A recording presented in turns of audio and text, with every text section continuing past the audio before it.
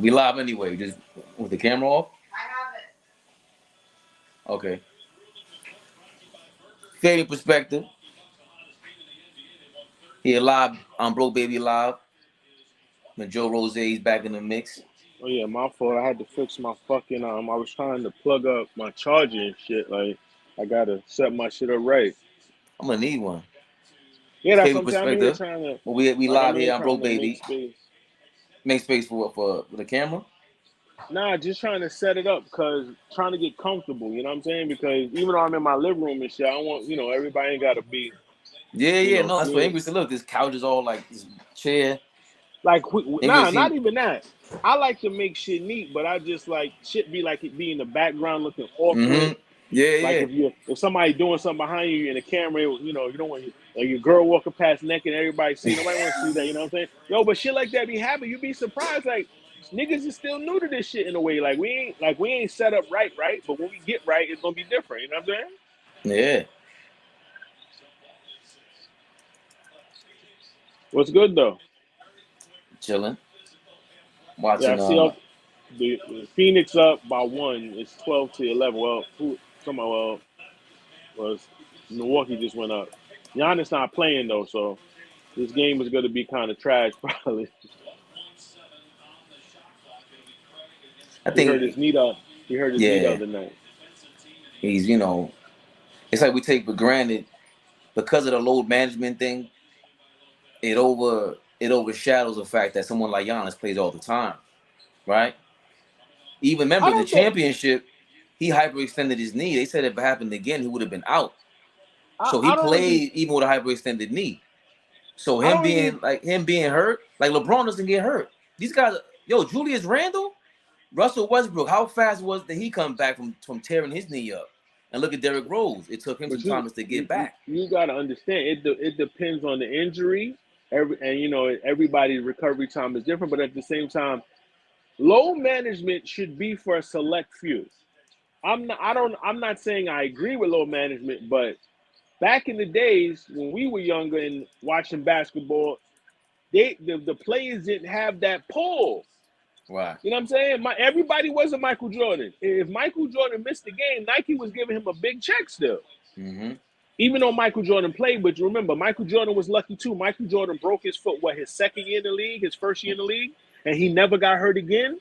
Right. You understand what I'm saying? So not everybody like LeBron. LeBron's getting nagging injuries now because he's older, but LeBron should get load management. He's played more basketball in the last 10 years than anybody in the NBA. Like, let's be honest about that. So if anyone deserved, I remember who just said that. I was just watching. Probably your boy, Black Nick Wright.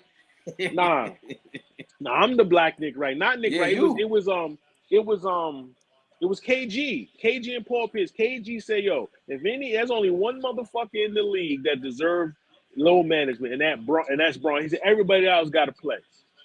Because he was like the mental grind and the grind of everything that you got to go through. And for him to be 38, and that's what I was thinking about the other day. It's amazing how they're critiquing LeBron like he's 28.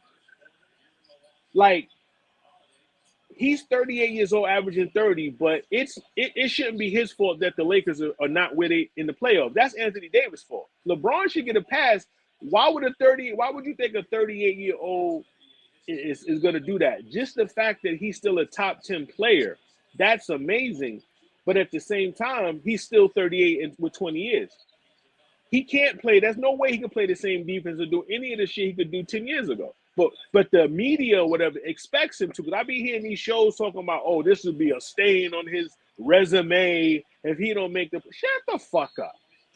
Like, I think, but we can't say that it's amazing that he's this old, because I don't want to make this about LeBron again. I was really saying about the injury thing just to close that up. It still is you got to give him props of being able to play, even though he's load managers. He's been load managing for a while.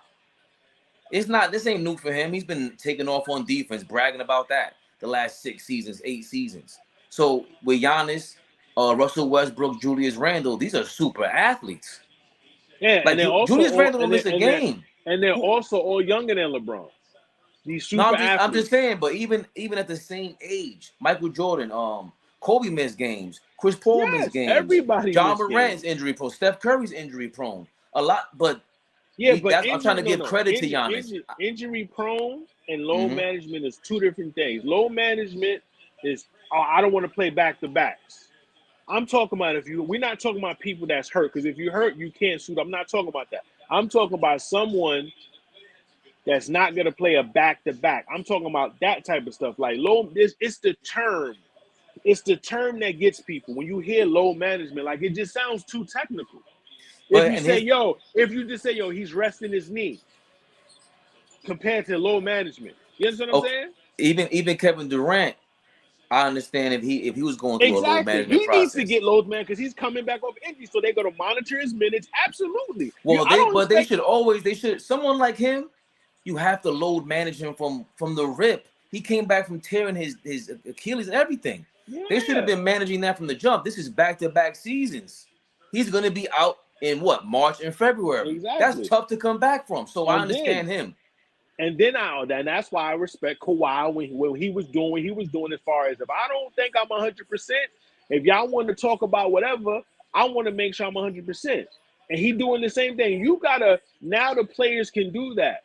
You saw Any Given Sunday when Lawrence Taylor was like, yo, I'll sign the waiver for $1 million. You understand what I'm saying? These dudes that Mm-hmm. wasn't getting the bag back then. It's Right. different now. Dude just like, yo, I'm worth $30 million, bro. I'm not going out there and tearing my knee up for y'all.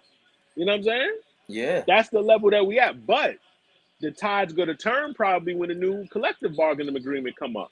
You know how it sways back and forth from the owners to the players? Mm-hmm. But the only thing with that is that once again, Steph Curry has been consistent. The last 3 seasons ago when he asked them, yo, you guys keep focusing on us with load management. It ain't up to us. I want to play. They're telling me not to play upstairs. So it was the opposite in San Antonio, where they were pushing Kawhi to play. And he was like, nah, you already done messed me up. I tore my quad. That's different than any. Look how long it took James Harden to look like this now. 2 seasons since he tore his With hamstring? hamstring. That was bad. I had Yeah, like but different also, people that used to run track like, yo, he's not but gonna hold come on, back soon from that but tear. James Harden was also, he wasn't. I don't think he was rehabbing like he shared with the little baby in the club. Right. So Right. some of that was That's on what James makes it Harden too. Yeah, right. some of That's it. what I'm makes it not like gonna that. say. Yeah, I'm not gonna say it's all James Harden's fault, but I don't think he was trying to really rehab and rest like he should have been. Right. We get a little, but again, they're human, like we always say. We're Right, seeing bro. we're seeing But a microcosm of bro, just us in general. like Like you look for, I think fans really vote for or try to something resonates of what you think you would do if you were in the NBA. that's No, what you I'm wouldn't. saying. Like, I You're think about it lying. like this. I think about like our real jobs. Like, we both, you can hate your job, but you still have to do it. So I can imagine, even though I'm playing basketball and it's a sport, it's still a lot of stuff they go through. They got to do interviews. I'm talking about for superstar play. I'm not talking about the last man on the bench. Ain't nobody talking to him.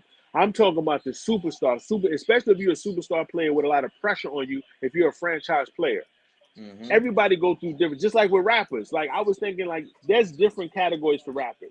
You have your backpack so-called rappers. You have now we got the drill rappers. You got your lyricists. You got, it's different styles. Just like in music, everyone's different, and everyone's gonna handle being a superstar different. You got your immature people. You got the company guy. You know what I'm saying? It just depends on how it is and what team. Imagine playing for a team that's trash. They trash, and they like, yo, we need you to play. Yo, we're 1-80. You want me to play tonight? I'm not. And you see Jimmy Butler yesterday. He has a lighthearted personality. He's lighthearted about it, but he's competitive. Like, we all respect Jimmy Butler, as regardless of what you think about him. He called out Minnesota. His whole thing seems to be he's an edgy dude. He's a competitive dude. So he's joking Yeah. when he says, "I hate losing these games." He was joking in the way he said it, but I don't think he's joking. He really wants to play every game and he wants to win. But what I don't like is, at least he has that attitude when he comes to play. What I don't like is all of a sudden they turn it off.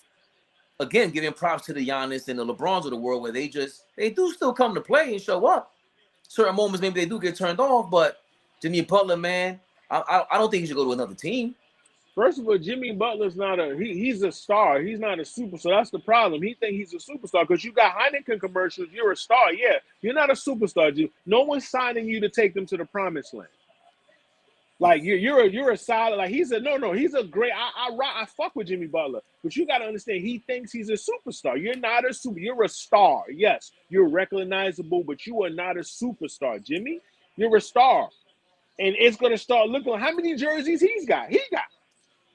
Yeah, this is fourth jersey. Listen. Chicago, Minnesota, Philly, and now Miami. Exactly. He about to be on the 5 jersey club. And speaking of that, I was thinking about that. We got to talk about who's your top 5 NBA jerseys, meaning they've been on multiple teams.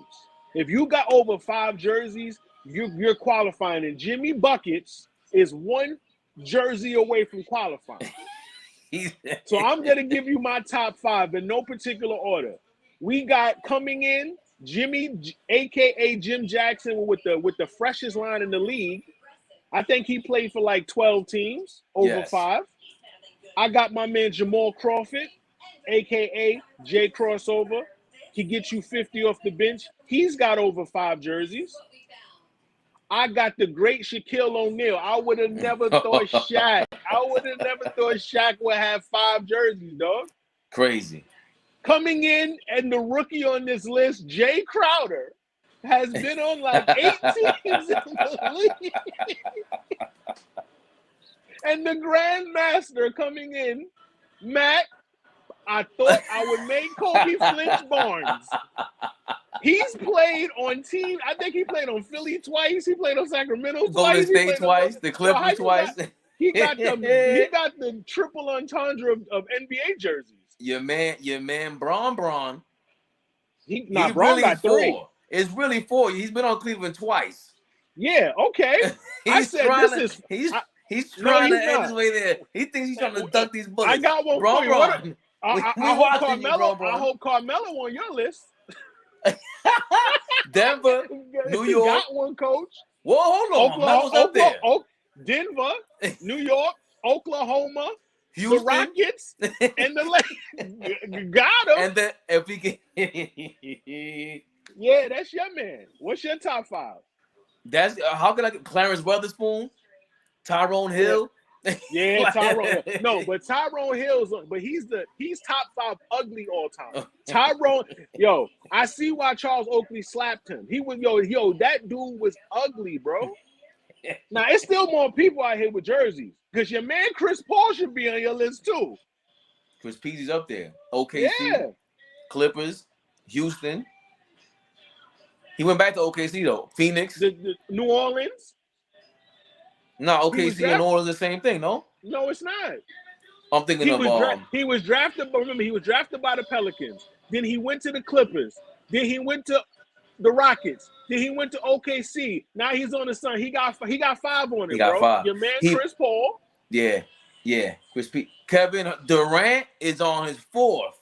He's like Jay-Z said, he's almost home. Yeah. He's almost home. Kevin Durant, he go with that fucking Scully on looking like a burglar. Like you ain't seen KD with the Scully? Fucking burglar with that 1970s beard. Yo, KD gotta chill, bro. Who's KD's barber? Who's doing that to KD? I need some answers. Who's doing that to KD, bro? He almost did with the jerseys, my guy. Yeah. Kyrie. Oh, with the Black Panther afro? He's about to be on his 5th next year. We know that. This is what he almost home. I'm putting KD and Kyrie on the almost home list because when they get 5, if they switch the team again. Oh, you know who you forgot to mention? Ron Mercer. Ron Mercer lived out of his suitcase. Yo, shout out to Ron Mercer and his frequent flyer miles because I know he was moving back then. Hold on. Who's my man that them Portland Trailblazers thought they could play with in Golden State? And he waited for them Chris outside. Gatlin? No. No, it was Chris. Nah, I know you. Chris Gatlin is up there too, though. Chris Gatlin got like 10 jerseys. Bro, there's a lot of dudes that got jerseys. Hold on, what about Gary Payton? Seattle? GP's up there. Miami. Milwaukee, Miami, the Lakers. Boston. Oh, man, yeah. Damn, GP, you got 5 on it, bro. Yeah. GP's up there. Hold up. Dennis Rodman is up there. The Lakers, Dallas, Chicago, Detroit. Detroit, Lakers, Dallas, San Antonio, and Chicago. He got 5 on it. You know who we totally missed? And it's obvious? Russell Westbrook. Brody, shout out to Brody. You is have on like 7 officially made teams. I got 5 on the list. That means you have over 5 jerseys in the league. I think honorable mention, Iverson was on the almost home list. He was on He Detroit. had 4. He was on Memphis. Philly, Detroit, Memphis, Denver. Yeah, he's on. Oh shit! You know, hold up. That's why he retired. He said, nah. He predicted that I got 5 on the list was coming. He saw it. You see KD looking like he about to break in someone's backyard with that jacket on. Look at his KD. Why? Look like That's one thing I say about Kyrie. Kyrie's a fly dude. Kyrie got some fly shit on. Listen, everybody wears stuff that we think is fly, and everybody wears stuff that people gonna hate. But I've seen Kyrie looking cool. KD looks crazy. Bro, what?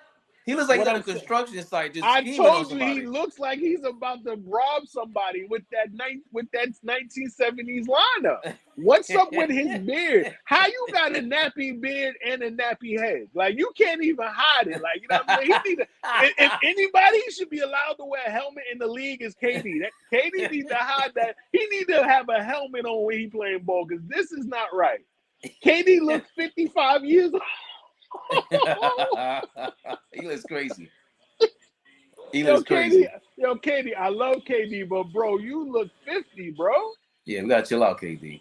Nah, he looked like he about to play in Dead Presidents Part 6. Like, look at this. Nah, KD, he got to chill. Like, he about to pull down the Pooh Shiesty. He got the Pooh Shiesty, bro. Yo, KD gotta chill, dog. What's going on, bro? Yo, this shit crazy. But who else is on the I got 5 list? Chauncey Billups. Yeah, Chauncey Billups. I love Chauncey, but Chauncey, you on the I got 5 on the list, bro. There was somebody else. I forgot my man's name. Chris Sims. Yo, I don't know who it was on Portland, but he was not playing with them dudes. He waved them outside with his people. What? Hold on, Robert Horry. Big shot, Rob. Big shot, Rob. You on the you was on the Rockets, the Lakers, the Spurs. Nah, he was only on 3 teams. The Rockets, the Lakers, and the Spurs. Lakers and the Spurs. Okay. Okay. Phoenix, because he threw Danny Ainge a towel. Oh shit! Okay, you on the almost homeless. You damn sure did throw that. Yo, that shit was mad funny. First of all, you know why it was funny? Because the shit was probably mad sweaty. He probably wiped under his arms. He probably wiped his ass and threw it in his face. And then what's Dan Marley gonna do? We get the shit slapped out of him. Danny Ainge. Shout out to Latrell Sprewell. We gotta find out when he choked PJ Parlisimo, bro. Because that shit. Well, I remember that shit when I was younger. They threw that nigga out the league for that, bro. They suspended him for a year. Nah, but they said PJ was talking reckless and Latrell said, I got to feed my family. Sprewell's no joke. Sprewell, they knew about him in high school. They knew about him in college. They knew he was a nutcase. And PJ, that's what PJ get. I don't feel bad for PJ. Because Jordan was saying that when he came to the league, he guarded him well. Yeah, you got to be psycho to guard Jordan and be that athletic. Because, you know, Jordan might be a bully. Because when it comes to those dudes that don't play, first of all, why he ain't slapped John Sally? He slapped Steve Kerr. Like, that's what I'm trying to say. People talk about he was fighting Reggie Miller. Like, look at the people Jordan was trying to get tough with. Yeah. You wasn't get tough with them Pistons. You was looking for your boys. I mean, he did step to X-Man. He didn't step to X-Men. Go watch that film and watch how many times Jordan eyes blinking because he's scared, nigga. I know what you talking about. Well, listen, he stood up for his man because Scotty was scared to death. They were on Scotty, but we don't expect Scotty to do. Michael Jordan's the guy. We don't expect Scotty. But he had to protect his little brother. Michael Jordan was out there nervous. Michael Jordan is not tough. Michael Jordan was a great player, but that tough shit, Xavier McDaniels would have slapped the shit out of Michael Jordan. He would have. They said X-Man and Mason was scrapping in practice. Let me tell you something, bro. All that shit. Michael Jordan was born in Brooklyn, no doubt, but that nigga's he's not tough because How you going to do that to your teammate? Why are you slapping Steve Kerr? I'm saying shit get heated, but I don't think it get that heated that I Yeah. want to smack Steve Kerr. Nah, at least Charles Oakley was smacking anyone. So Yeah, yeah, but no, again, it's not that Charles. No, it's not that Charles Oakley was smacking anyone. Dudes was playing with Jeff McGinnis was playing with Charles Oakley, bro. That story's crazy. Tyrone Hill owing him money. He ain't playing. Give me my bread. well, I seen there's footage in when he's slapping Scottie Pippen as a rookie. Hey, I saw that. And he's joking, but he's not joking. Nah, but Scottie looks nervous. Scottie looked like Tupac in that picture with him and what's his name? The dude Haitian Jack when they showing their rollies. Go look at his Tupac face. He don't look happy. Like when Fredro Starr was saying that story, he said me and Suge was walking on the block. He had me in the headlock. He was like, "Yo, you should sign the Death Bro." But then I looked in Pac's eyes and he was looking like, "Nah, don't do it." Yeah. So I didn't sign. He's getting out of there. Yeah, my man Tatum yesterday with the game winner. That was a crazy game. Yeah, what do you think about that? That game was crazy last night, bro. Nah, my man, listen, I'm going to be honest with you. Now that Giannis is hurt, I know people saying the Joker's in the front running, but if Boston's the number one seed throughout the NBA, Jason Tatum got to be the MVP. He's averaging 30. They got the best record. They're in the top 10 offense and defense, and they've been the most consistent team all year. I understand Joker, but 3 MVPs and they get bumped in the second round. No, Tatum's the MVP because he's been the most consistent player. And his numbers are his numbers. But last night, he had a bad game, but they still were able to win. But he was still showed up in the moments when they needed him to show up hitting that 3. And so I think he scored like 10 points in the fourth quarter, something like that. You understand what I'm saying? That's what he does. And if Giannis done missed how many games already? Like 10 games, 12 games? Has it been that much? Yeah, but remember, he's going to be out on extended because he just re-aggravated. He just hurt the knee. But I think he missed 12 games already. And Tatum hasn't missed any. Tatum has missed games. What I'm saying, Tatum's been the most consistent. His team's number one all year. His numbers haven't dipped. That's what I'm talking. He's been the most consistent player as far as the MVP candidate. Him and Joker, yes. But Joker, come on, do he really deserve 3 MVPs in a row? Is he on Larry Bird? Like, bro. But see, again, that's why I don't like, once we do 3 MVPs in a row, we highlight that, and then that turns into a narrative. Now, is that now a new level? If we're saying 3 MVPs in a row, do we say that's an extra level that I don't know if he is, and that's a new way to regard somebody as the best of their generation? Because I don't think it matters if he's the best and if he's the MVP of each season. It just so happens to be that way. What if he was the MVP his first season or the 5th season and the 8th season? Does that matter? Yes, no, it's not. It's not about that. It's about the fact that think about the players that haven't won 3 MVPs in a row that should. That's the only people that went through. The only one is Mike. The only people LeBron's up there too. LeBron should have been the MVP over Derrick Rose. LeBron should have been the MVP over a couple of people, but whatever. The only one is Derrick Rose. He should have been the MVP over Derrick Rose, and he should have been the MVP over the year that I think James Harden won it. LeBron numbers and James Harden numbers was similar. Yes. Anyway, what I'm saying is this. I'm not saying Joker's not great. But just like my man Nick Wright said, you're saying that a guy that won, if he wins 3 MVPs and then loses in the playoffs in the second round with no championship, he's just as good as Bird that got championships. He's just as good as Chamberlain. He's just as good as Russell. That's my point. I'm not saying Joker's not great in this as of right now. He is. But I think Jason Tatum, being how he's played all year, plus his team has never, remember, Denver went to number 1. They wasn't number 1. Boston came out number 1 since the beginning of the season. They're still number 1, right? Boston's been a top team for a year now since last January. Tatum also averages more points than him. I know Joker's going to give him the rebounds and assists, but Tatum averaged more points than him. Tatum plays better defense than him. Tatum's team is a top 10 offense, top 10 defense. Now, don't get me wrong. I'm not saying Joker's not a great player. But what I'm saying is it's the Dirk. This is how I rate it. It's the Dirk Nowitzki effect. The year that Dirk won the MVP, they were the best team in the league, 67-15. got bullied in the first round, and Dirk got killed for that because he was the MVP and he lost in the first round. So if you giving Joker his third in a row and he cannot make minimum Western Conference Finals, I'm not saying he has to win a championship, but if he can't even get to the Western Conference Finals and he's 3 in a row, why Giannis didn't get 3 in a row when after he lost the year before in the same champion situation and they killed him for it when he lost in the bubble or whatever, and he should have been 3 in a row. That's what I'm talking about. Because that one has nothing to do with the other to me. Like, it's not about it being the Bucks. They were 3 different seasons. First of all, the Joker has had a later ascension than Giannis and all these guys. Jason Tatum damn near came to the league nice. Joker wasn't like that. He's really in peaking right now, the Joker, and it just so happens that if he was on Boston, I think they're on a different level. No, they're not, because he plays no.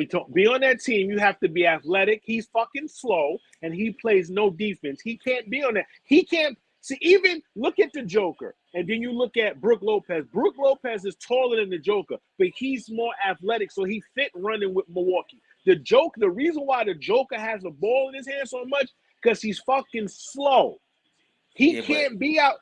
That he can't play on Boston. It's not going to work because he lacks defense. But that's still a skill that nobody has. Nobody has had. Yes, Embiid can do that. Not Embiid like Joker. Joker does not. Hold on. Joker does not.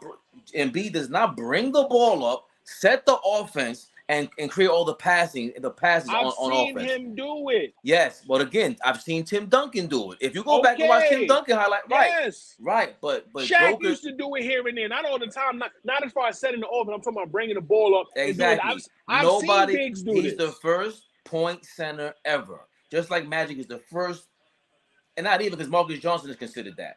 But Magic, we give him credit for. What about when Hakeem Olajuwon was doing that? Hakeem Olajuwon was doing that. No, he led his team in assists one year. Yes, but Hakeem can't pass. Could never pass on this level. Bro, I didn't say he could pass on level, but Hakeem could pass, bro. Just like Wilt Chamberlain could pass. There's other bigs that could do. What I'm saying is, I'm talking about giving Joker 3 in a row. You're saying that for 3 straight years, even though he hasn't averaged 30, he plays no defense, his team can't get out the second round barely, that he's on the level of guys that didn't get 3 in a row or should have. He's not on Larry Bird's level, bro. Hold on. We got to introduce the man, the myth, the legend. Oh, man. Oh, Bo, what's good, baby? What up? Oh, man, you know how salute. How y'all brothers feeling, man? Chilling. It's my man, Joe Rose. All right, in the building. Joe Rose, how you feeling, my brother? What's good, man? I'm good. How are you? Oh, man, I can't complain, man. Yo, two, if you want, though, put the cameras like this to the side, because it'll eat up the black space. Hold on, you talking about like this? Yep. Oh, yeah. I see the difference. We watching the game right now. We just talking about does Joker getting 3 MVPs in a row? Does that make he brings up Larry Bird? Now we put him in the same conversation with Bird and these guys. Right, he's a Bird fan too. So he thinks Tatum deserves MVP as of right now. Hold on, I don't care which one of them get MVP. They do not belong in the same breath as Larry Bird. So let's No. That's not what I'm saying. I was telling him this. This is what I was saying. I'm watching basketball. I love ball, right? So I'm looking at right now because Giannis is hurt. To me, my MVP was Giannis going because what he was doing without Middleton all year long and maintaining what he was doing, right? But he's hurt again. So now he might miss 20 games. He might miss, we don't know how many. So he got to fall back, right? I had Jason Tatum second. Boston's been the most consistent team all year. His numbers has not dipped. Facts. He plays both sides of the ball. His team is top 10 in offense and in defense. Then I said, if Joker was to get 3 in a row with no championship, then he loses and can't even make it to the Western Conference Finals. You gave that man 3 in a row, but Mike never won 3 in a row. LeBron never won 3 in a row. That's what I'm talking about because the Joker has to prove he can get on. If you're the MVP 3 years in a row, that means you can take your team to the chip. Luka, because I'm a Mavericks fan. Luka went to the Western Conference Finals with Bus Boys and Dorman last year. You feel me? Okay. And I'm not talking about Brunson. I'm not talking about Brunson. Brunson came along for the ride. But we talk about, look at the rosters. Luka took some guys. You got Jamal, you got Murray, you got my Michael Porter Jr. You know what I'm saying? You should be able, if you're the MVP 3 years in a row, to get at least to the Western Conference Finals. That's what I was talking about. No way is he on Bird. That's a different level, Larry Bird. That's different. Right. I'm just saying Larry Bird was the last guy to do it. And if he was to get it, he's not on Larry Bird's level, but he'll be in the conversation that he's another guy that did what Larry Bird did. Now let me just rebuttal that. Everything you said make great points. But this is where I'm kind of maybe ruffle some feathers, which I really don't care. The MVP today doesn't mean as much as it was 20, 30 years ago, even 10, 15 years ago. Like, that shit is a joke. I'm just being honest. But if we want to be honest, if his team, when it's all said and done, if Denver Nuggets is like the 1, 2, or 3 team in the West, and if he got them crazy numbers, he kind of is going to deserve it. Over Tatum averaging 30 all year? All right, listen. Tatum's averaging 30 all year. All right, listen what I'm saying. If Tatum averages 30 all year, let's say at the end of the season he averaged 30, and let's just say they are the 1, 2, or 3 seedings in the East, right? With a great record. Now, if you got Joker, remember, and I'm not a fan of neither one. I got you. Now, if you have the Joker, if Denver is 1, 2, 3, and let's say the Joker's averaging 27, but with a triple-double, I'm being honest, my dude. You get what I'm saying? It's like, I got you. You know, but my opinion, watching the game today, the MVPs don't mean shit. I see how you mean it, and you know why you're saying that. It's because we're talking about this situation. How many times have we seen guys get MVPs? Yes. Steve Nash deserved his first MVP. Right. But the one that they took from Shaq, no. That's just my opinion. That's a fact. You know, when I look at it, I'm looking at when you say someone's the MVP, that means that when they're not on their team is horrible. But hold on. Let me get in there. Remember, Joker. He doesn't really have an all healthy team. Murray's just coming back, Porter in and out the lineup. So you kind of gotta give him. Like I said, I'm being honest. Go ahead. My rebuttal is he don't have a healthy team, but he won the MVP last year. I think his team was 6th or 5th. He didn't have a great record last year. You know what I'm saying? So what was his numbers? But what was his numbers last year?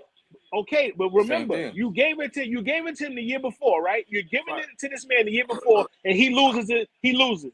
Right. You give him this year, and he loses before the Western Conference Finals. It's a history because they did it to Giannis. Giannis won 2 in a row. Then he had a bad playoffs in the bubble, and they hurt him for it. But bro, this dude is. You see his numbers. This guy should have been. That's what I'm talking about. Giannis deserved them 3 in a row. I'm not saying Joker's not. I don't even like Joker. I respect. Like I'm just like you. If I don't like a person, that doesn't mean I can't respect the person's game to say, you know what, this nigga's nice. I ain't even gonna act like that. Joker's super nice. But what I'm saying, look at what Tatum's doing. Like I just told Ray last night, right? Tatum was having a horrible game, but he showed up for his team when they needed him in the crunch time. That's what he's doing this year. He's carrying the team. All right, Joker. Let me ask you a question. You got Murray. Hold on, but Murray's coming off an injury, and let's hold on. Let me finish. But Murray, hold on. But Murray, all right. Murray right now was not the Murray from 3-4 years ago. And wasn't Boston missing the Time Lord? Yeah, last Williams. year. Williams didn't come in healthy this. Williams didn't come in healthy this year. That's a Williams fact. missed a lot of games. That's a fact. Right? That's a fact. Right? Jalen Brown was in and out the lineup. People been hurt too on both sides. But that's what I'm saying. If you think about it, they paths is kind of similar. They both got players in and out. So my point is, it's going to come down to the numbers. And all I'm saying is, listen, you're making great points. I don't disagree with nothing you're saying. But if 2 players have similar records, similar seedings in the East and the West, and if Tatum is averaging 30 and Joker averaging 27, but with Joker's 27, you got 12 and 12. That you can't really deny that. Now if Tatum got with the 30, let's say Tatum got 8 rebounds and 6-7 assists. Now we got an argument. That's all I'm saying. Now I'm gonna go to the numbers right now because Right, I'm yeah, gonna go to that yeah. right Let's go. now. Let's go. Yeah, let's Like go. right now, right? Let's look at it. Yo, Milwaukee Bucks is so fucking deep. It's crazy, bro. And like I said, like just like last year, to me, the top two teams in the East is Boston and Milwaukee. Oh, that's it's gonna come down to that. Yeah, it's not even close. So, yeah, and in the West, I think the West is open. I think the West is open. I don't see Denver as winning, and that's what I'm saying. I don't see Denver as like when Utah was number 1 2 years ago. We didn't believe in Utah. Hold on. I don't even have like when it comes to the West, and maybe it's a disrespect to Denver. I don't even have Denver getting to the Western Conference Finals. Like, I'm just being honest. Okay, I'm gonna hit you with the numbers. I'm gonna go with Joker first. Joker. Okay, hold on. First, what's their record? I'll tell you right now. No, I got you. Denver is 42-19, and Boston's 44-17. Okay, Boston is better. All right. So what's they? All right. What seeding is Denver in? Denver's one and Boston's one. They're both all right. One. So Boston got them on that because they got a better record. Go ahead. Now I'm gonna go to the numbers. Right, Nikola Jokic is 19th in the NBA. He's averaging 25.5 points. He's shooting. His field goal percentage is 63%, which is insane. Damn. Yeah. He's shooting 40% from the three. Yeah. He's averaging 11 rebounds. He's averaging 11 rebounds and 10 assists. What is his free throw percentage? His free throw percentage is 82%.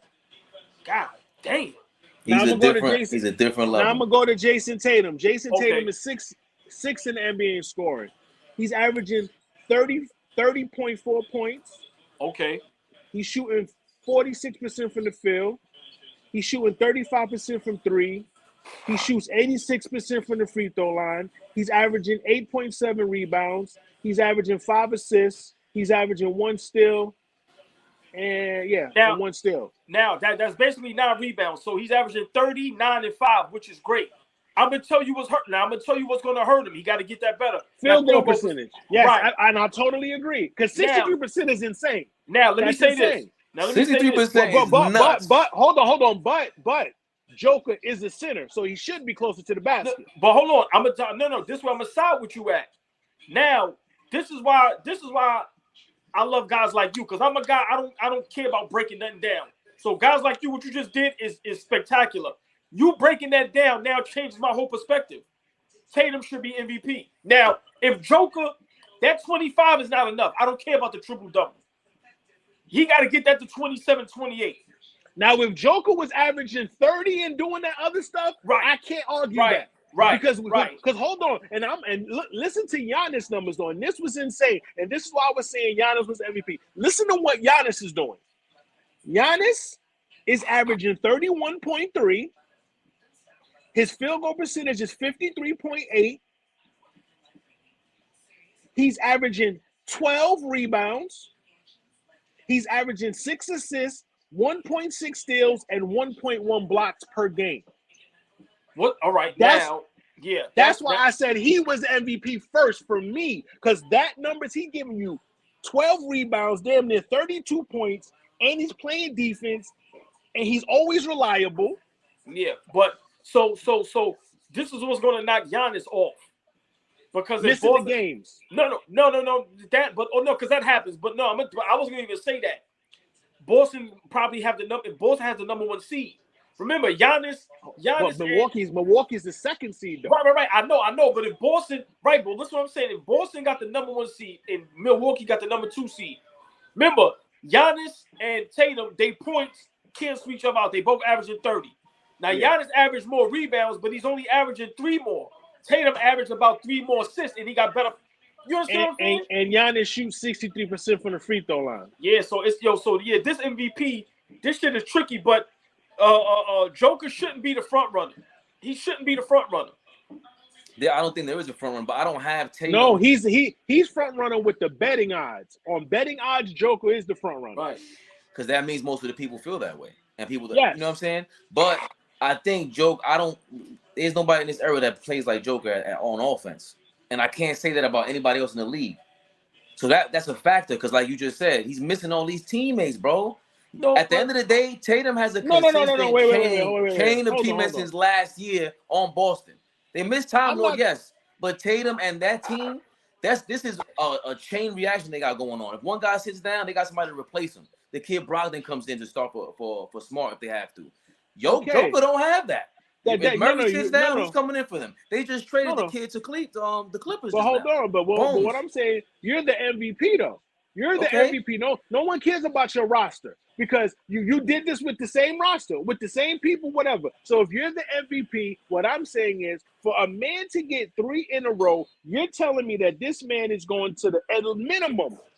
Think about it. LeBron was getting to the finals, not winning MVPs, and we looked at him as being the best player because he was doing more with less sometimes. So if Joker is the MVP, you should be able to take this team minimum Western Conference Finals. So can I ask y'all a question? Do you think the MVP, should it change the criteria? Meaning, should they wait to give it out after maybe the first round of the playoffs? Remember, I was telling Raymond, I'm a Dallas Mavericks fan. I love Dirk. Remember the year in 2007 when Dallas had the best record, Dirk won the MVP, they gave it to him. Oh, what happened? Yo, so you there? It cut off? I still see the box. Maybe he hit something by accident. He might have to recharge. He look like he trying to come back. I'm gonna text him, see if he's in. Yeah, but it's a good conversation. You know how this goes. Yeah, we just gonna hold up, see if we get back on.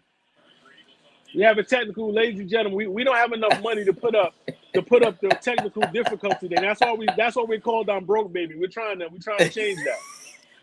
The GoFundMe's coming up. No, we're pending, baby. That's what it is. We're pending. There you go. Sorry about that. I got a phone call. It's all good. Nah, it's heavy. Now I'm gonna finish what I was saying. I was telling him, remember when Dallas lost to Golden State in the first round in 2007 when Dirk was the MVP? They gave him the MVP before the playoffs started. Everyone crucified Dirk for that, right? Yeah. So that's what I told him. It's the same thing to me. If you're giving this man 3 in a row and he can't even get past the second round for 3 straight years, he hasn't made it. And Tatum is getting at least to the finals or the Eastern Conference Finals. But you know, excuse me, but you know the MVP is a regular season award. Yes, I understand that. So but what I'm saying is it's a regular season award, yes. But if you take Joker off of Denver and you take Boston off, Boston's not going to have the number 1 seed, neither is Denver. But I believe that Boston will get a little bit further. That's my point. Yeah, I'm gonna come right back on. I gotta make a call. Go ahead. I'm gonna come right back. No doubt. It's all good. But that's my point. If Boston that means that they built a team well enough to be a well-oiled machine around Tatum, whether he sits on the bench. Forget about even being injured. Joker sits on the bench. It's not the same team. It's not the same team. They don't put up the same points. Even the defense takes a lapse with Joker on the bench. It's a different level, I think, with Joker. It does. No. What I'm saying about him not.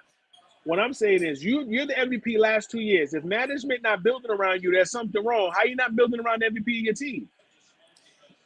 But again, that's why. And two got the same problem you do when I say this. But it's not all on the player. All these guys, we ain't talking about the slouches. We ain't talking about even people outside of the top 5. Tatum is a top 5 player. There's not 5 players better in the league than Tatum. We can't name them. I can't. But if you have that guy, but you better have a top 5 general manager because you ain't going far, or your team's gonna have holes in it that you'll never fix. So that's why that whole 3 MVP thing. Why? Because Bird won it last. Will Chamberlain never won 3 in a row. But hold on, y'all talking about all these injuries. Jamal Murray has played 47 games and he's averaging 19 and 5. Right, but he can't right? The same way you said Time Lord was coming back. But hold on. That's one person, right? That's Jamal Murray. So I'm just looking at the roster. I went to the roster, right? You got Michael Porter Jr. He was hurt. I understand that, but he's averaging 17 points though. But he's a big difference. Hold on. He's averaging 17. He's overrated, man. And he played in 44 games. Listen, so Murray played in 47, and Michael Porter Jr. played in 44. They only played 52 games, right? 51 games, right? So it's not like they missed so much. That's all I'm saying. It looks like it. But can we look at it? But can we be honest? Michael Porter Jr. is overrated, man. Like, okay. I like Michael Porter Jr., but I can understand why you're saying that. He's not living up to the expectations. I understand what you're saying. And to me, it has nothing to do with injuries. Like I said, to me, he's overrated. And also, Jalen Brown is better than everybody on Denver besides Joker. Look, he's better. So you don't like him? Jamal Murray, when he was up there, he ain't better than Jalen Brown. No. Right now, Jalen Brown is better than Jamal Murray. Easy. No, I'm agreeing with. I'm just saying, as far as as far as co-star for co-star. All right, co-star, that's a great point. We see Jamal Murray. Hold on. That is the best duo in the 40. league. Hold on. 40. No, hold on. Let me finish right now. Watch this. No, because like I said, this is just healthy conversation. Now we can go. Listen, because once you get past Murray, I'm being honest, Denver Nuggets is regular. Like, once you get past Joker and Murray, everybody else is regular. Now, when you go to Boston, you got Jalen Brown, you got the big man Williams, you got Marcus Smart. People, you know who's underappreciated over there? That kid, Derek White. That kid is solid. He does a lot. That was a great you know what? That was a great pickup for Marcus Smart getting spelled. Yes. Because Marcus Smart is undersized. And this is what I tell people. I am not a Marcus Smart fan. I hated him in Texas Tech. But I respect the man's grind that he got better and better. For him, I would have never thought he would have won Defensive Player of the Year. He deserved it because he's scrappy. He's what Patrick Beverley should be.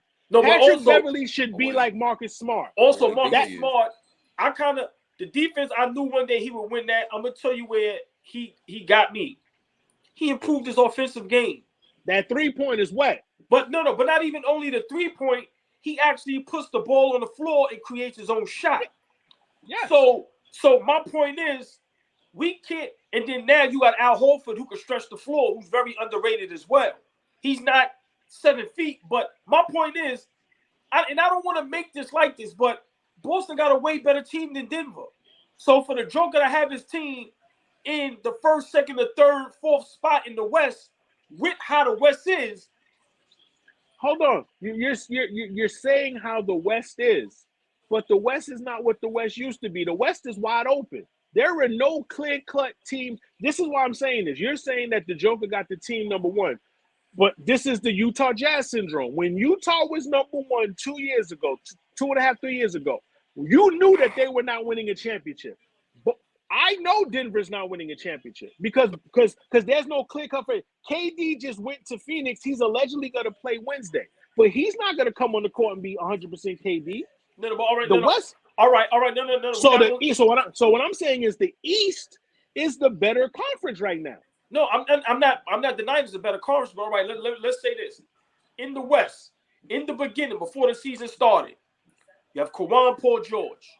You have Luka, who we know is a superstar who just went to the Western Conference Finals. But Luka with who? Luka with who? But still, let me finish.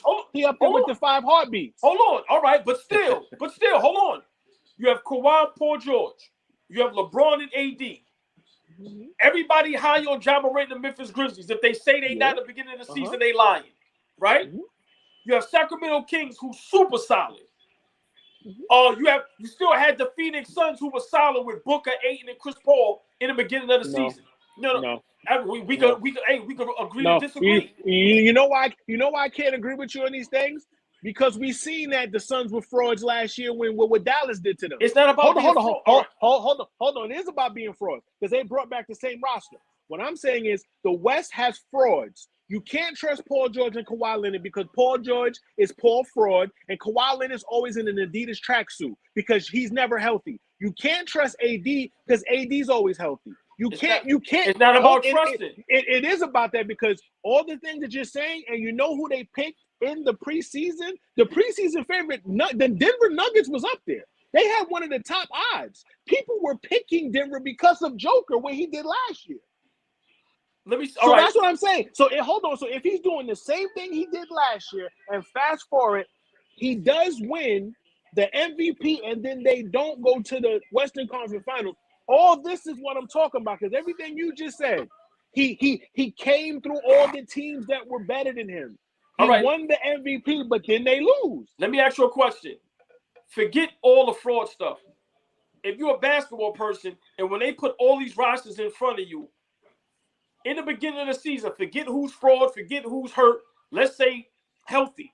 When you put Denver, Lakers, Clippers, Sacramento, Memphis, let's be realistic. For Denver to still do what they're doing, you got to give them props for that.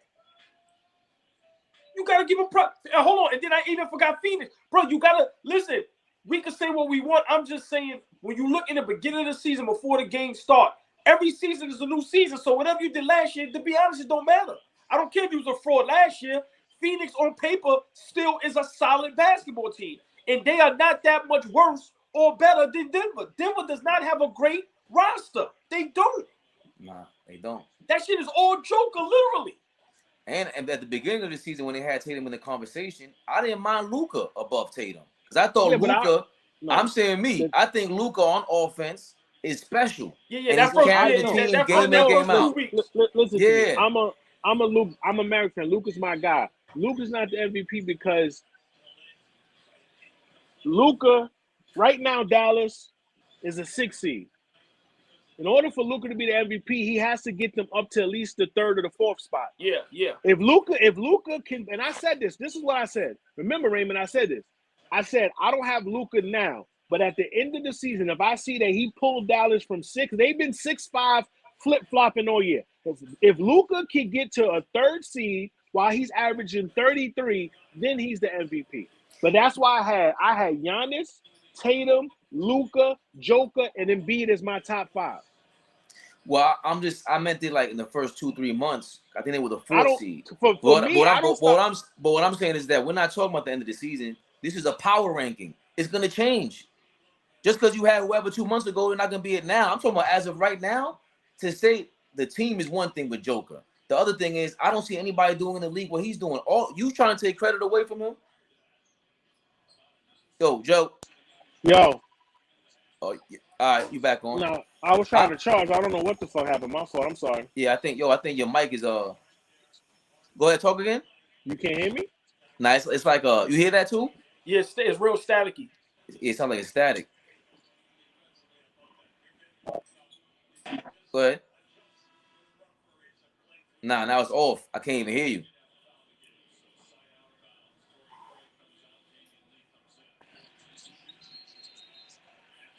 Y'all can hear me? I can hear you, but it's like staticky. Maybe come in and come back out. I don't know what the. Nah, I tried to charge my phone. Maybe it's the charging shit. Same, I don't know. Was it on a charging station? Yo, how long Brook Lopez been in the league now? At least 10 years. He started with the Nets, right? It got to be more than that, no? Is it better? Nah, it's still staticky. Still real, yeah, it's a lot of static. What's static? I don't know. I don't hear nothing. It could be because of is it on a charging station or on a wire? I put it on the wire. It's all I've been putting it on the wire. So I don't know. Just try to come back in and come back out. How am I supposed to do that? Just leave and come back? Yeah. Since 08, 09. So this is 5th. Damn. Yeah, I know I wasn't bugging. Yeah, 09 made 14 years. Yeah. 08, yeah, well, 08 made 15. Yeah. Damn. 14, 15 years. And he kept himself together, man. He was playing solid basketball, man. He's in the conversation for Defensive Player of the Year. He should be. He leads the league in blocks. He's up there with they got I think it's Triple J, the kid from Memphis. Him. I forgot the third person they had. Hey, I'm gonna tell you this though. Embiid better get out of Philly before he wastes all his years. Come to New York, man. Is this better? Is it better? Yeah, Perfect. We can hear you. I think it probably was that I had to come back in with the bullshit because it's plugged up now. So, but my fault, y'all. Like I said, like I told him earlier, we're still pending. We don't have enough money to put stuff up. When you just say, "Be right back." But no, I was gonna say like I think we're trying to throw the narrative in there because we're so shocked about someone winning 3 in a row because Mike ain't do it. and LeBron ain't do it, if that's your favorite player. Yo, but Larry Bird isn't a lot of people's favorite player. It shows you how special No, Bird. I'm not. I'm not. Hold on, I'm not. I'm saying we're seeing that means that Bird was having, not just Bird, the Celtics were having such a great time that we have to tip our hats to that. So maybe the Nuggets are not having such a great time out here, but guess what? The Joker is. Because look at all that we're saying. I'm not even talking about favorite player. It's not about the favorite player aspect. It's about, we're talking about historically great players that have won 3 in a row. We're talking Bill Russell, you can like him or not. Larry Bird, you can like him or not. Wilt Chamberlain, you can like him or not. Look at the names. So you're putting Joker in that realm, yes. But just like I was telling, what Nick Wright said, if he does win it, we're not going to view him as being on their level. We're just going to say that I don't view him as on none of their level. I'm saying me. I'm saying I would. You're going to have 3 MVPs, and what if you retire with no rings? So you don't have no championships? You know how I feel about that. Individual and team. But hold on, let me say this. Hold on, Fabian, you can respond to this. For me, I don't even care if you don't win a ring. Here's my thing. Exactly. No. Hear what I'm saying? Mm-hmm. I disagree with putting him with them names if he win 3. If he win 3, he just got 3 in a row. And I'm going to explain why. I agree with that. If you have no great battle-tested moments in the playoffs, if you never even went to the finals, let alone you ain't got to win. But if you ain't got no battle-tested Game 7 crazy series in the Western Conference Finals, the finals, nah, bro, you don't belong in that same Exactly. Right. Okay. So then you're right. I got to. That's what I'm saying. Listen, in terms of that playoff moments and combining all that, yes, he's going to be. He'll be the regular season MVP of all time. He's up there with the regular season. But I do agree. That's the thing about Joker. Yes, it's not that he has bad playoff series. It's not that. It's like we said last year. What Steph do last year in the playoffs? I'd never seen Steph do that before. Me personally in the playoffs. And when he showed up, it was like, all right, got to tip my cap to him. Because we were putting pressure on you for that. But remember, that solidified Steph. Remember, I've been saying it. I like Curry, but he has horrible playoff series. Yep. And I always said, I stole this from Charles Barkley. I never take credit for something I didn't do. Charles Barkley always said, when you're a superstar, you should be able to get 1 game. It's simple. Barkley always said, I ain't getting swept. I'm a superstar, should be able to win 1 game. And I always said that was what was missing with Curry and his legacy. You got to win 1 game on your own. Like what Allen Iverson did when he played the Lakers that first game. Yeah, absolutely. Right. So my point is, Joker ain't have his back against the wall. He ain't been through nothing. So I'm not going to sit there and be like, he's just as great as them guys. I'm not doing that. And that's what I mean. And that's what I mean. He explained it exactly how I mean it. When I say like me, I'm not the type of person that if I see a person have a good year, I'm going to say, oh, they nice. Now, you got to keep doing this to be nice. Before I put you on a pedestal, I got to see you doing like I tell Raymond. Chris Middleton got better from when I saw him 5 years ago. Zach LaVine got better from when I saw him 5 years ago. That's how I watch basketball. You can look at someone and be like, okay, Blake Griffin, perfect example. Blake Griffin never got a jump shot, never got a real basketball move. He barely jumped over that fucking Kia. He was allegedly supposed to be this superstar player, but he wasn't. He didn't have those moments where you be like, yo, he put the Clippers on their back. Can I say something? And he took them. Go ahead. Now watch this. Real quick, no, you can finish. And I'm not a Chris Paul fan, but it just goes to show you how good Chris Paul is. That means the Clippers, when Blake Griffin was that superstar, that was all Chris Paul. No, I can't say that. No, I can't agree with you on that. Because every time I see Chris Paul, he's in that State Farm turtleneck on the sideline hurt. He's always – yo, listen to me. No, hold on. You can't do that. Yes, I can. Listen to me. Because listen to me. This is why I can do it. Both Blake Griffin and Chris Paul were hurt on the Clippers. It was time when Chris Paul wasn't available, and it was time when Blake Griffin wasn't available. Go back and look at those series. It was a series when they both was hurt. It was a series when Chris was hurt, and it was a series when Blake was hurt. But now, you fast forward. Chris Paul leaves the Clippers, goes to the Rockets. And when James Harden needed him in that Game 7, Chris Paul's on the sideline with the icy hot on the back of his hamstring. Hold on. This year, last year, 2 years ago, in the finals, Chris Paul go to win it this year. What happened? He disappeared when Giannis said, I'm here.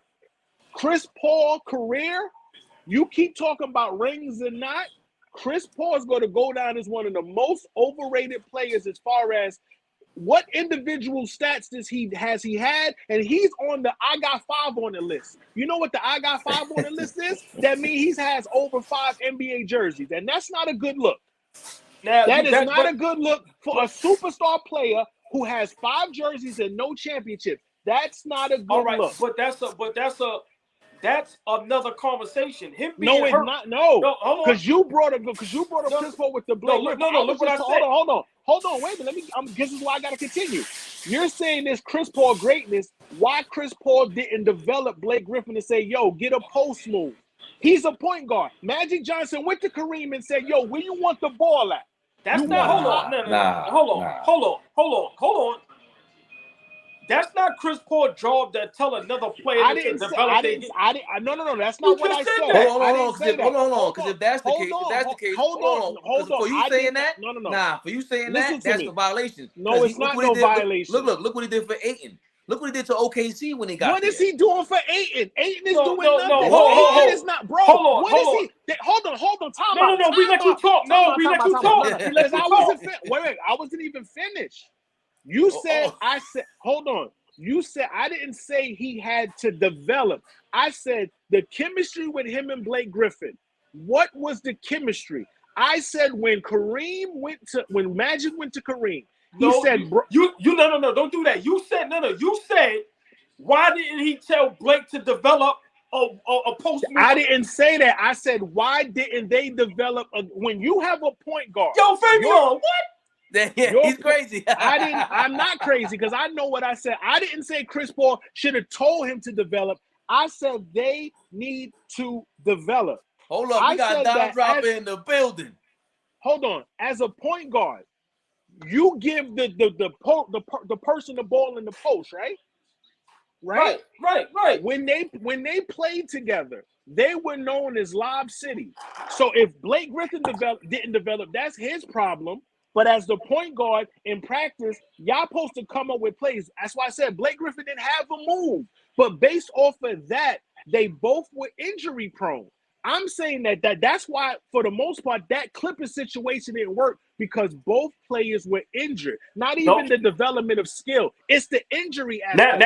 And Chris Paul is always injured. Now. That's what my point. That's what I meant for the whole situation. Okay. Now, listen what you did. Now, listen. This is why I'm saying that's a whole nother argument or discussion.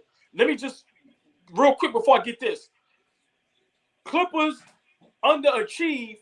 That had a big part to play with Doc Rivers being a terrible coach. Horrible coach. Right now, I hate that. Right. Now, let me just say this. For one, I'm not a Chris Paul fan. Fabian to tell you, I don't fuck with Chris Paul at all. Right? But we cannot sit up here and say him being injured has nothing to do with my argument. This was my argument. Blake Griffin leaves to go to another team. Chris Paul leaves to go to another team. Chris Paul is still being successful. Blake Griffin game is in the dirt. My point is, but my point is that means in the Clippers, that was Chris Paul setting him up and putting him in positions to get points and make plays. Blake Griffin has no type of game. You said it yourself. Chris Paul, New Orleans won. Yeah, no championship, but I'm just saying good team, winning game, playoffs. OKC, you see what he did over there. Clippers, Lob City, they was doing their thing. They was exciting. They was going to the playoffs. No.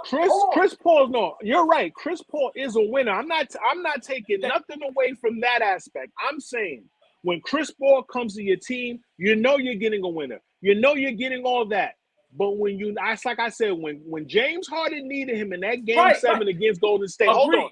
He was in the State Farm tournament. Right, but that's another conversation. That's not a conversation. That's his career. So that's the Hold conversation. on. I'm trying to figure out career. Hold on, Joe. I'm trying to figure out how we even got on CP3 in the first place. Because we was talking about the Blake Griffin. When I said him and Blake Griffin playing together, they didn't succeed. Right, but how did we get there? Why does it matter? We're talking like I don't even remember. I tell you, Paul. You spoke about Blake Griffin never developing the game. Right. And I said that just goes to show you when they was with the Clippers, that was all Chris Paul. Because now when you see Blake Griffin career, when you see him on the court, it's like, yo, what is that? Yeah. You know what I mean? I think CP3 is go ahead. No. I'm just saying I'm not a CP3 fan. Like I said, he's a dirty player. He's been dirty. Yes, But he's all all of that, but Right. he's a regular season winner. He's a RW. That's what he is. He's And a Phoenix- regular I can't season say and, that. and he's the reason Phoenix Yes, got to the championship. no, Yes. but not even to the championship. He's the reason Phoenix Suns is irrelevant. Before he came over there, as great as Devin Booker was getting 80 and all that, bro, ain't nobody even talk about the Phoenix Suns. So so I'm just saying we may not want to give him no type of credit, but no, I give credit. Like I said, I'm not like that. I'm not the biggest Chris Paul fan, but I've been watching Chris Paul since college. I know Chris Paul. He's dirty, whatever. I'm talking about he's a regular season winner. He's gonna come to your team, you're gonna improve, you're gonna make the playoffs, you're gonna be out in the second round, maybe. He went to one finals. What I'm saying, for him to be rated and be this able to everywhere he go win moniker, you have Devin Booker.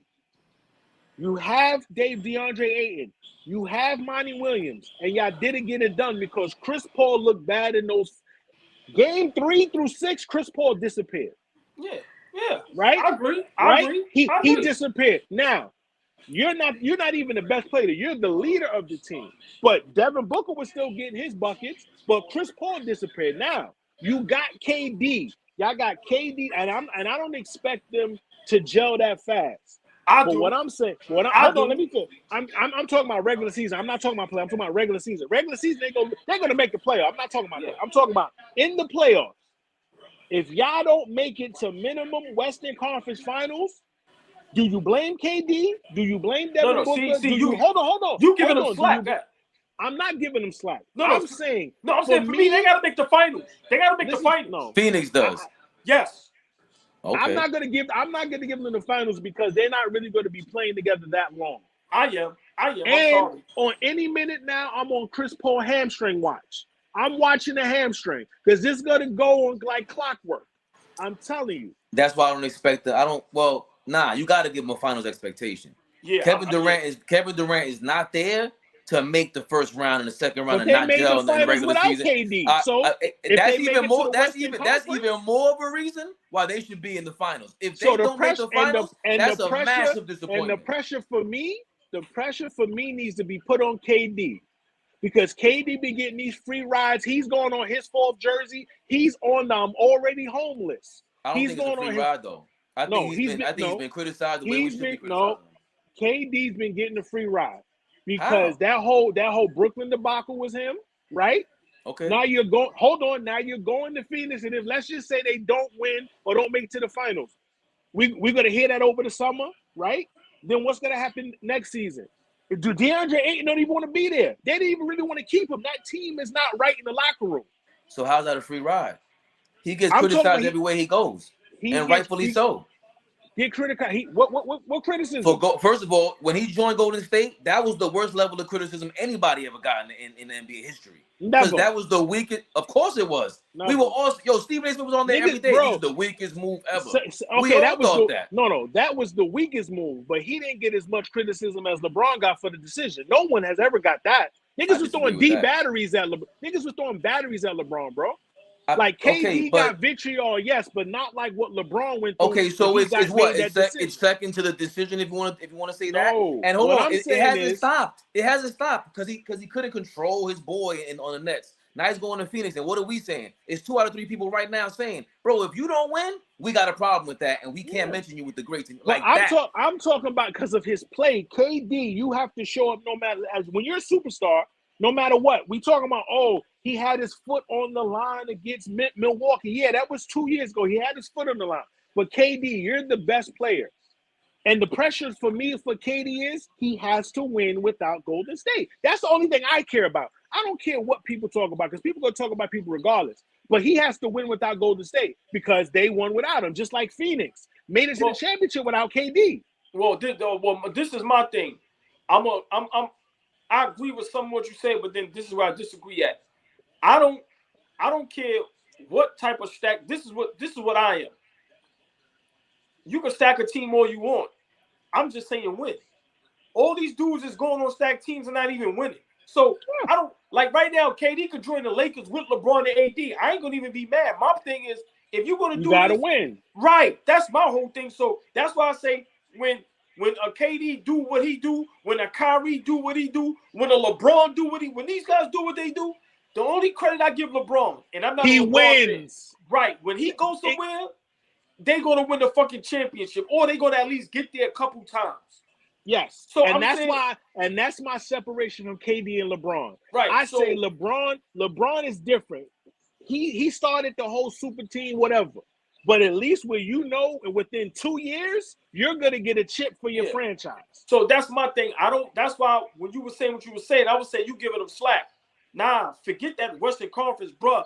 Moves like this, that's championship or bust. I'm not going for it. Like the only reason I was saying Western Conference Finals because the injuries that I know they all injury prone, all three of them. Yeah. That was my only. But if they were healthy, if I know that they're healthy, yes, I agree with you. But based off their injury history, I'm gonna say Western Conference Finals. You being realistic, like if you're trying to gamble and you saying I don't see them do it. Right, I get you, but because of LeBron and the decision. That is now considered the super team, the way you make your team. Yeah. And when you do that, as a fan, we go, okay, now you better win because you're the GM too. Yeah. So guess what? We got to criticize you.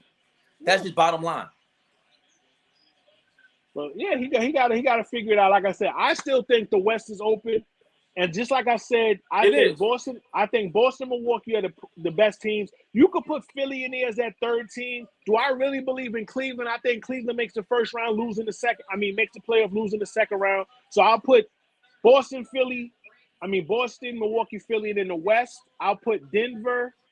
I'll say Phoenix, and maybe Dallas. I don't believe in Sacramento. Mike Brown, like I always say, Mike Brown looks good when I don't like Mike Brown's a horrible coach. I don't like Mike Brown. I think he's done a great job. That's crazy. In the regular season, he looks good in the regular season. I don't think he's ever. This is different than having LeBron on your team. And bro, Mike Brown got fired from the Lakers in 2 weeks. Remember, he coached the Lakers for 2 weeks. That's my point. You were in Cleveland, you had LeBron, and everyone said, yo, you had LeBron. That's why you did all that. Yeah. You went to the Lakers, you got fired. You sat on the Golden State bench, and you got better. I got to tip my cap to you and show that when was the last time Sacramento was in the playoffs, let alone the third spot? Okay. Mike Brown, here you go, salute. Like I said, he's getting a regular season salute. Like I said, a regular season because remember, this is his first season. It always happens like this. And this is how people get caught because I've seen plenty coaches do this. Because people not saying nothing about how the Pelicans don't look like they did last year, but they made the playoffs. Sacramento's making the playoffs this year. I'm not saying that. But I'm talking about the next 2 years. I'm not even talking about now. Because you know why? Nobody was thinking about Sacramento. They're under the radar. But if you be successful this year, next year, you're not going to be under the radar. People are going to game plan for you. You see what I'm saying? That's what I'm talking about. But I'm a respectfully disagree with they not on the radar. I think this year people kind of knew Sacramento was going to be solid. I definitely don't believe that people knew they was going to be the third or fourth spot or nothing like that. They didn't see that coming. But they had the opportunity to be between 6 and 8. Like they, you know what I mean? So, but I think Mike Brown should be considered for Coach of the Year. Like definitely. If they maintain that third seed, absolutely. Right. Absolutely. I'm not. Who else? All right. So who else do you have in the conversation for Coach of the Year? For Coach of the Year, I would say you have to put the Boston Celtics coach there. Yes, I forgot his name. Yes. That's a fact. Mazzulla. Yeah, I forgot his name. Joe Mazzulla. To me, Joe Mazzulla is the Coach of the Year. If they maintain the number one seed coming from all that turmoil, he has to win Coach of the Year. Then I'll put Mike Brown second. Now watch this. Go ahead. No, go ahead. Give me a third. Give me a third. And my third, I would say my third. Hold on. Let me look at the teams. My fault. Let me get my mind right. Because Fabian know where I'm about to go. I would say the third. I would say the third coach. The third coach, truthfully, got to go to the Cleveland Cavaliers coach. Now watch this.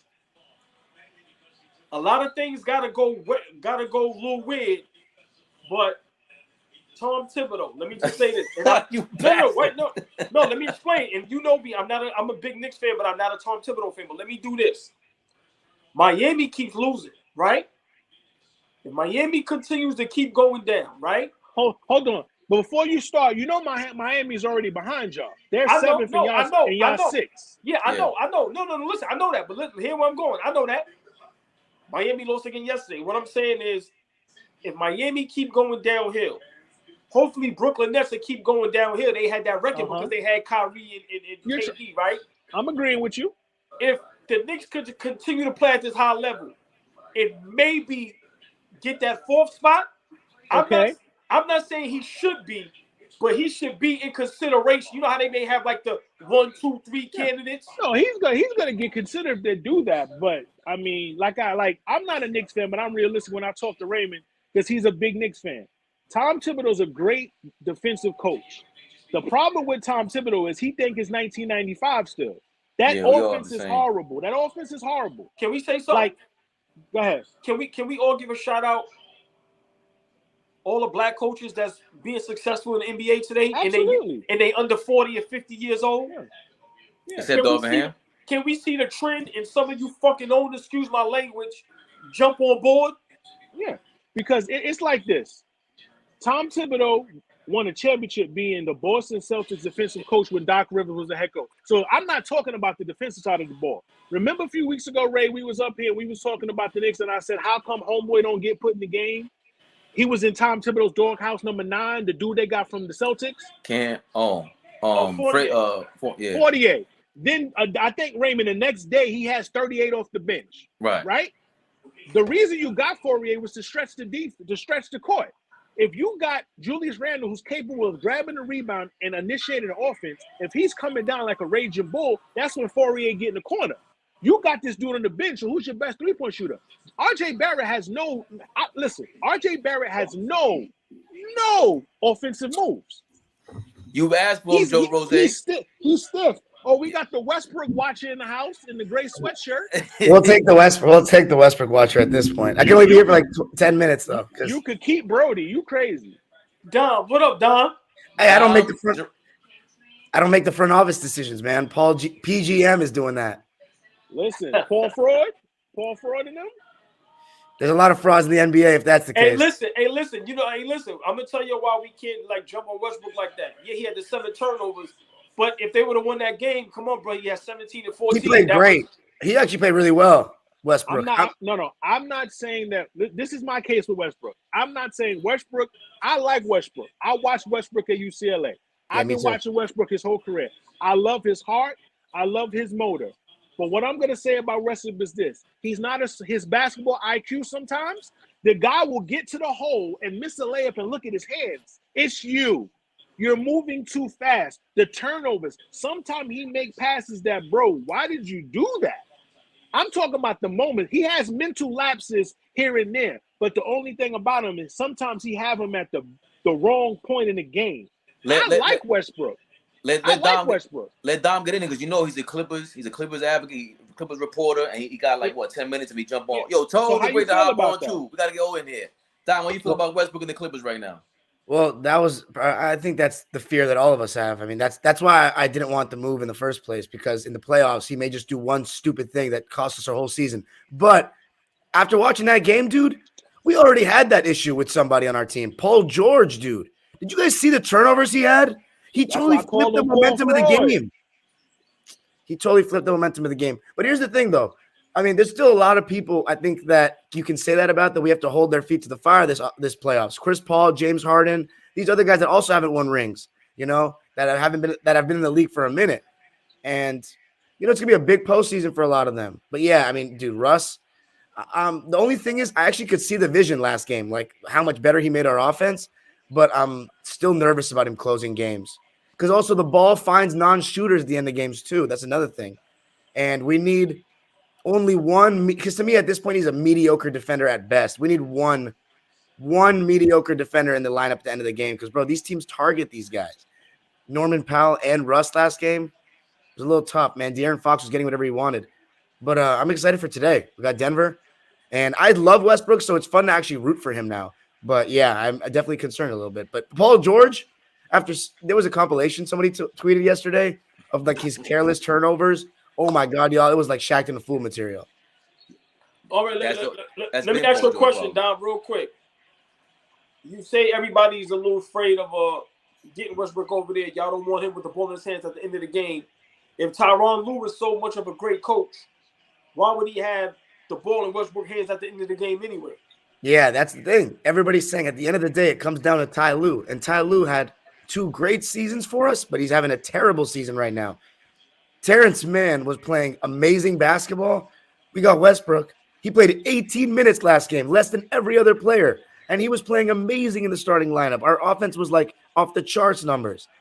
And it's just insane to me how that kid gets disrespected after everything he's done for our franchise. Marcus Morris still playing more than him. Bro's legs are cooked after the first quarter. But that's a coach. But once again, what I've always been saying, and I told you, my motto, I ain't scared. It's only basketball. Tyronn Lue is an overrated coach. That's People fair. jump out the window, talk about he this, he that. They forget when he was over there with Cleveland, Black went to the finals before him. So let's not act like Tyronn Lue did something so spectacular. And they say he's a player's coach where he's tough and he can do this and he can do that. We'll have the balls to tell Morris and them, you can't play all these minutes and take the ball out of some player's hands. But once again, that's not going to happen because he's not the great coach everybody makes him out to be. That's just my opinion. You know what's funny is the first season, he was doing that. He was sitting guys when they needed to be sat, and that's why we liked him so much. But now he's been here for 3 years, and he's starting to have his favorites. And that's what's the problem. The first season, he benched Reggie Jackson, and he played so much better when he came back in the lineup. He started playing amazing, as you guys remember. There was games where he would bench Paul George and Kawhi Leonard when they were playing like trash and clear the bench. I'd never seen Glenn Rivers do that. But now he's starting to pick them favorites again. And, yeah, problem. So He's got to get it together. That's the thing that Phil Jackson got over everybody. It didn't matter who the superstar was. He got him in line somehow. He was the Zen master. And that's why I think we do start to overrate people. Just like we were saying about, that's why I was trying to give Mike Brown his props before you got on Dime. For Mike Brown to do this, to me, he's the number one coach. Oh, I think he should definitely be coaching. Everybody's saying he should be coach of the year. No. Well, no, Joe Rose made a good point, and he brought in Joe Mazzulla from Boston. That is a great but what I'm saying about it is this is how the cycle keeps going. Mike Brown is having they're having a great season right now, right? And like I said earlier, Dom, next season, when this season's over, if they maintain that 3rd seed and they make the playoffs, now there's expectations in Sacramento.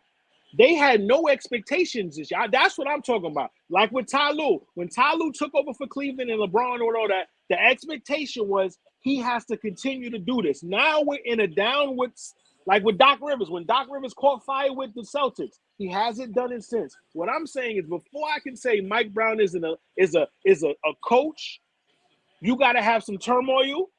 Look, like one time, if you lose a star player, like when with Grizzlies, when John Morant go down, they have players that can maintain the team. We haven't really seen turmoil like we're seeing now. This season, we're seeing in the turmoil because Dom said that he's kind of having a down season, right? So you got to see those ups and downs. That's what makes great coaching when you go through things. Mike Brown's in a honeymoon season. Next season, when the expectation comes, we have to see what they look like. That's how I judge people. Give me. If you averaging 30 for 1 year, give me you average 33 out of the 5 years you were in the league so far, going into your 6th year, okay, you nice. You understand what I'm saying? Mike Brown's in the honeymoon stage. I disagree. I think this year, him getting that job, there was expectations, and I think the expectation was to make the playoffs. Of course, I don't think nobody's seen him being this high up, but there was some expectation in Sacramento because De'Aaron Fox last year put the league on notice. He's a solid young player. They made the trade and got Sabonis in them over there. So that's the reason I like Sacramento, because of Sabonis. Right. Sabonis is a great player. Right. But once again, you say there was no expectations. I'm saying when you build that decent, solid team, expectations is, bro, we're not going to have no losing season. We got to make the playoffs. I think there was no expectations as far as like Western Conference Finals or the finals. But no, we got to be solid. We can't be the laughing stock no more. We got these young, good players. We got to make some type of noise. So I think you're not giving Mike Brown no type of credit. I think he deserves some type of credit. I gave him credit. I said this is regular season. I said this is regular season. They're gonna make the playoffs. I'm talking about in the playoffs. If they go out there having that 3 seed and get smoked in the first round, but if they go out there and say, yo, they lost in the second round in a gritty battle, in a 7-game battle with the Denver Nuggets, or that's what I'm talking. I'm talking about that's when coaches are made. in the playoffs because what we always say, he got out coached. Oh damn! So then you going back to the MVP conversation too?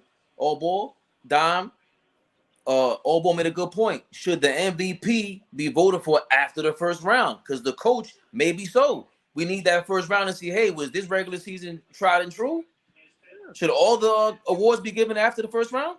Think about how many coaches lose their job because they get blown out or lose in the first round. Look at Snyder. Snyder took Utah to the first number 1 seed. Then they lost. Now he about to be the Hawks coach. I like Snyder on Utah. I like him, and I think that might work. He might need Tim Snyder down there because Donovan Mitchell told him like, "Yo, you might rock with him." Well, Snyder's in Atlanta now. Yeah. He's supposed to be their coach.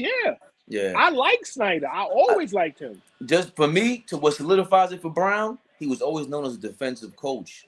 This team was the top offensive team in the league, if I'm not mistaken. That was not expected. That's not expected. That's crazy. That's a different kind of mindset. And he has the same staff from 10 years ago. These are not different assistant coaches. Hold on. Let me ask Dom a question. Dom, you was in the building at Sacramento. Tell me how that building was. Tell me the feel, man. I need to know how that was, man. I mean, for LA regular season home game, it was good. It was pretty fun. Good amount of Kings fans there. More Kings fans than I'd ever seen at a Clipper game because they're clearly excited, man. But it was not too many of them to like really make noise. So after the game was over and all the Clipper fans were walking out sad and they were, light the beaming, that nonsense. But no, it was pretty lit. It just felt like the main thing I loved was it felt like all the Clipper fans knew that like Russ wasn't treated very well across the hall by the fans and everybody. So we were trying to be extra loud for anything he did. That was cool. It felt really like the real Clipper fans showed up. So it was dope. Nothing like MSG though, I will say, or TD Garden. You saw what they did with Derrick Rose, right? No, I watched the game last night. Yeah, that was crazy. That was dope. I love Derrick Rose. Like, I mean, I always say like Derrick Rose remind me. There was only 2 people that did what Derrick Rose did. Remember when Steph used to do that crossover hard dribble to the left and then take off? Marbury. Derrick Rose is the only other point guard I ever seen that can do that because Steph was stocky. Derrick wasn't as strong as Steph, but Derrick could finish at the basket with power. Yeah, it was insane. He could finish at Derrick Rose was he was crazy. He was. And I always loved, and not just happened. That's my cousin because we got the same last name. I always say that. My last name is Rose, literally. Yeah. But let me say this. Can I give a shout out to the Knicks fans, right? Not because I'm a Knicks fan, because people give us a lot of flack and say we disrespect players. Let me just say this. If you want to be here, yes, we're going to love you. They forget Derrick Rose a couple days ago, maybe a week or so ago, said he wants to stay a Knick. Yep. He don't want to go nowhere. Yep. So I just want to give Knicks fans, because it's been a long time that we showed some type of respect for a player. That was legendary last night. And once again, you can see why, I'm going to say this, you can see why he hasn't been in the games. He doesn't have his legs under him. You see he shot 3 air balls damn near. But I'm going to say what you just said. I don't think that New York is New York. New York is known for being cocky. We known for telling it how it is. That's why, like you said, when you come here, you have to know already. Derek Jeter knew when he came to the Yankees, he had to deliver. You got to deliver. You're on the Yankees. When you play for the Knicks, they paying all that money. They want you're going to get crucified when you playing bad. That's just how it is. Hey, Dom, can I ask y'all a question? I want all y'all to answer. Once again, remember, Tom, I'm not a fan of Thibodeau, but he's in the practices with the players. So sometimes when we go, hey, why so-and-so ain't playing? Y'all see how Derrick Rose looked when he got in the game last night? Yeah. So we have to start, being a little respectful. Like, yo, Kimber, this player, or that player, but they in the practices with him. It got to be a reason. Even the kid Cam Reddish, it was like, I think dudes be really groupies over dudes, and they're lying. Because I didn't understand. I get Cam Reddish has a natural talent. He's naturally gifted. But he wasn't, because he averaged 8 points. What are you people talking about? That's why I stopped talking to people. Leave me alone. He's never gotten any opportunity to meet Cam Reddish. Anything consistent. If he plays bad one game, he gets subbed out for 10. That's true. Everywhere he's gone. Listen, I've seen him enough on the Knicks where I go, he has these spurts. He's like J.R. Smith. And J.R. Smith is actually better than Cam Reddish ever was. And I was saying about RJ, like RJ Barrett, to me, RJ Barrett's like that. He hasn't developed the move yet. he looked mad stiff out there. Like, bro, you've been in the league 4 years now. He's Come got an on, opportunity bro. to me though, Barrett. Right. Exactly. But hold on, but we gotta remember. You remember it's a business. RJ Barrett, third pick, he got the big money. So remember, they gotta get on the court. So you can't really compare Barrett to Reddish. No. I'm just talking about, he has to get on the court, but where's the improvement? That's what I'm talking. Where's the improvement? Right. But my thing is, once again, these coaches is in the practices with these guys. Something had to be going on where a coach is going, I'm not putting you in the game. I'm just like, all right, prime example, 48 in practice. I'm pretty sure on defense, a coach is going, I can't put him in the game. Absolutely. And then you get desperate times where it's like, okay, go ahead, man. So hold on, even better. This is even better. Don't these same coaches watch Summer League? Don't these same coaches like watch these players in these pregame workouts and all that? I hope so. So what I'm saying is, you've been watching RJ Barrett in college. You see him. His game was predicated off of putbacks, hitting wide open threes. What I'm saying is, I've never seen RJ Barrett look comfortable. He always looked like he doesn't know what to do. That's not true. Not true. He had last year, second half of the season, he looked amazing. Yeah, that's why all the Knicks fans got gassed up, and I was like, all right, now, right. Rose, now watch this. Fabian, am I RJ Barrett fan? No. But Rose, we got to keep it real. He's had flashes where it's like, 40. Certain Reddish may have them flashes like that. So sometimes the flashes is enough where it's like, okay, maybe it's more there.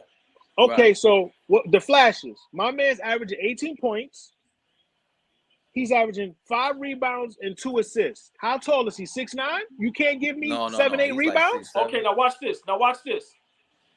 Who was in his draft class? Oh, he's 6'6". Zion, John Durant. Darius Garland. No. Hold on. No, let's move. Hold on, don't do that. I'm just asking who was in his draft class. Darius Garland, Zion, the kid Keldon Johnson, and then somebody else I'm missing. These guys may all be better than him. Now watch this. All I'm gonna say is this. The only one that's that much better than him is Ja. I'm gonna tell you why Zion is not. Because Zion is not on the court. Okay. RJ Barrett. I agree with that. Hey man, the kid is available. But when Zion does play, he does average like 25, 26. Yeah, when he does play, he's way better. He's not. His numbers are better than Barrett's when he plays. It's not even close. Zion is way better. My point is, RJ Barrett is available. True. Can't hit on that. Darius Garland is way better than RJ Barrett. Yeah, Darius Garland is really good. Whoa, really? I disagree. Y'all overrating Garland, man. Y'all overrating that kid, Maybe. Wow. But why do you say that? He's good. I mean, all right, I'm gonna tell you why. He's good. But right now, Garland's not better than Brunson. Garland's not top 10 in the league right now. Top 10 what? Point guard. Okay. RJ Barrett is not a top 20 small forward. Bro, Darius Garland may be lower half of the top 10. Darius Garland's averaging 22 points and 7.8 assists, bro. That's better than what RJ Barrett is doing. On a very good team. Yeah, he's averaging 22 and 7. That's better than what Garland is doing. Garland is overrated. That's just my opinion. He's overrated. No one's talking about him this year, though, Garland. He's overrated, but his team is in 4th, and he's averaging 22 and 7. His numbers are better than RJ Barrett. But you know what? How is that eye overrated? test, he's better than me than RJ Barrett, too. He's a great passer, man. He's just more confident. It's the eye test. He's so shifty. Like RJ Barrett one-on-one is a little suspect to me. He doesn't have any confidence in his bag. What we saw Garland do in the playoff game when they lost to the Nets in the what was that the playing game. Garland was, you saw what he could do. I like hold on. Like, we're not gonna do that. I like Garland. Garland is nice, but we're not gonna sit here and talk about Garland like he's one of the best. He's not. He made an all-star. RJ Barrett is not in nobody's top rankings, but Garland numbers are better. Right, so obviously, he hasn't even hit the all-star game all ball. So let me ask y'all a question. Garland on the Cleveland Cavaliers. Let's not act like we know why they in 4th, right? You know they got an addition of somebody, right? Of course. Right. So let's not act like Garland is the reason they in the 4th seed. Okay, what about last year? Hold on. Last year he averaged 21 and 8. And when Jared Allen, before Jared Allen got hurt in their season tank, they were like, they're going to be a 4 or 5. They would have gotten a playoff spot. He averaged 21 and 8 last year. Yep. All right, what did Barrett average last year? Okay, I'm going to tell you. 20 and 6. And he on an keep 11 getting, seed. yeah. No. What Yeah. did Barrett? I'm just asking. What did Barrett average last year? He was like 20 and 6. Hold on. 20 I'm gonna tell you points, right 5 now. rebounds, 5 assists, something like that. 25 and No, 5, hold maybe. on. Okay, never but five that's assists, not that much far off from Garland. Yeah, but he's doing it on a much better team. It's way far off. If he's creating the offense, he's setting the offense. No. He We creates- not. Hold That, on. that's no. Last Yeah, year, last that's year he everything. averaged 20 and 5. Okay, so you said Garland averaged what? 20. He averaged 21 and 8 last year. Garland. All right, but that's not so hot. That's that much far off from Garland and Barrett last year. But on a better team, though. Yes, Garland he shot smaller. better. Garland Garland smaller, shot shot better. better, and his team was better before the injury struck and they dropped. And they were a top 5 Garland is defensive team with him as a weak link. Once again, the only edge is Barrett's defense, but Garland's playmaking in the pick and roll, like he could get you great shots. Like, Yo, Dom, you got 3 minutes. So yeah, you're right. Yeah. All right, I'm just telling you no. I give y'all Dom. I'll let you have it because you got 3 minutes. Go ahead, Dom. No, I think RJ Barrett is a good player, but obviously you guys have been very clear about that he hasn't necessarily made the strides that you want him to make. Darius Garland has already shown he's probably going to be an all-star for many years to come. He's really shifty. He's a great passer. He can shoot the hell out of the ball, and he's very confident. And he's honestly become a second option very nicely. I'm excited to see him in the playoffs, man. It's going to be so cool seeing Cleveland in the playoffs without LeBron. I've never seen it because I was too young for the Mark Price days. So you said, hold on. Can I say one thing, though? And it's one thing that you're missing about Garland and Barrett.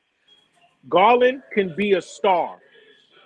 RJ Barrett will never be a star. He's not a star. Garland can be a star every night. He can be a star every night. RJ Barrett is very few nights. Garland can have superstar potential. Like, I don't see Barrett ever building a franchise around Barrett. Yeah. So you'll build a franchise around Garland. They just did. They're doing it. No, They're not building it around Barrett. It's Garland and Mobley. I'd rather, if I had to choose one, I'm building around Garland before. Yo, hold on. Before Dom, listen. Send O the link if you can, and if not, send me his number to my Mac because I'm on the phone right now. I'm on his show though, like the one that All Ball was on, where he's in the studio. Yeah. But text him the link anyway because I want on. It's crazy. The Boston fan. I want him up here talking this crazy shit. He is. I haven't heard him in a while. Yo, you already know that's Dime Dropper. Introduce your stuff. Drop your stuff, Dime.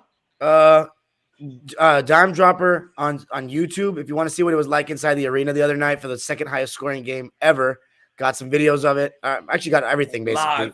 Live. And post game lives after almost every Clipper and Laker game. Probably will be live tonight after Clippers and Denver Nuggets. That's gonna be a huge game. Actually, yeah, I'll be live tonight. Clippers and Denver Nuggets, and I think the Lakers are playing Dallas tonight. They playing next. No, right now. Yeah, 3:30. They play at 3:30. Oh, well, 12:30 their time. 12:30 my time. Okay. So I'm gonna be live after the Clipper Nuggets game, and Instagram and Twitter at Dime Dropper Pod. All right, Dom, you already know, man. Yes, sir. Take it easy, Have a good Sunday.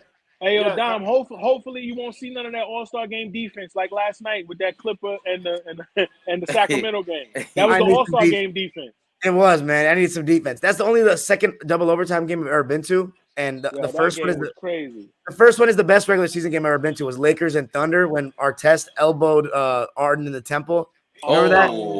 That game was. You know why I think that was the best game I've ever been to regular season? Because it was also double OT. There was actually defense being played, and it was Kobe against Kevin Durant. That was sick, man. Kobe in the fourth quarter, he just turned up.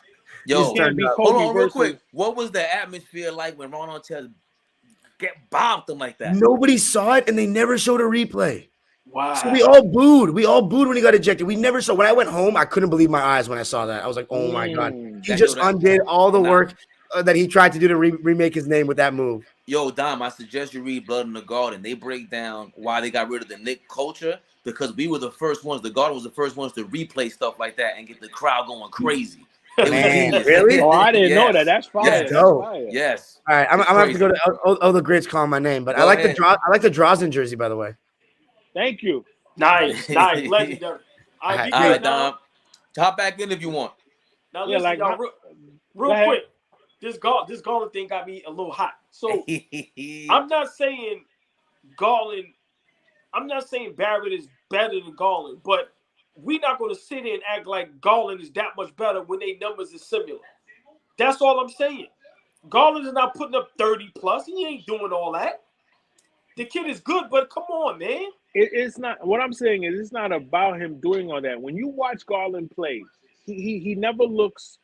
He never looks unsure. He doesn't look. I'm talking R.J. Barrett. What's R.J. Barrett go-to move when he needs a bucket? Listen, I understand. Listen, bro, I understand all that. I'm just saying, once again, and let's not forget, Barrett is a third option. So, of course, his numbers is going to dip because we got Brunson. No. It's not. Listen to me. It's not about the numbers because I put it like this. You know how you mentioned Memphis, right? Right. When you watch Memphis, what you call him is the third option. He looks like Prince, the dude that Mitchell tossed. Dylan Brooks. He's the third option. The way he plays the game, he looks comfortable in what he's doing. R.J. Barrett don't look like that. I'm not talking about his numbers. I'm talking about when you need a bucket, what is R.J. Barrett going to do? Does he do a jump shot? He always look awkward trying to get to the hole. What is it? Yeah, but he doesn't. But it's times in the crunch moments where he got a bucket. Yes. Yeah, no, I will say that. That's what he has over I don't care how uncomfortable he looked. He's done it before. And the game that you're talking about is this year. I know the game that you're talking about. How many times we've seen him do this? No, R.J. Barrett has a lot of clutch moments. Yeah, I gotta give him that. Yeah, like even in Toronto when he got the dunk and should have been the air one and we should have won that game, bro. Yeah. I don't care if he look uncomfortable. Listen, this is all I'm gonna say because I don't want to stay on this too long. No, I'm not saying Garland is not. Out. Oh, I'm not saying Garland is not great or not nice, but I'm not gonna put Garland up here and Barrett down here. Garland is cool. What I'm saying is like look at the two players. Garland has star superstar potential. I don't see that in R.J. Barrett. I don't think Garland has this potential y'all talking about. I disagree. I don't think it's superstar potential. Yeah, I disagree. I said he has star to superstar potential. I said Garland is a star right now. R.J. Barrett's not a star. Garland is not a star.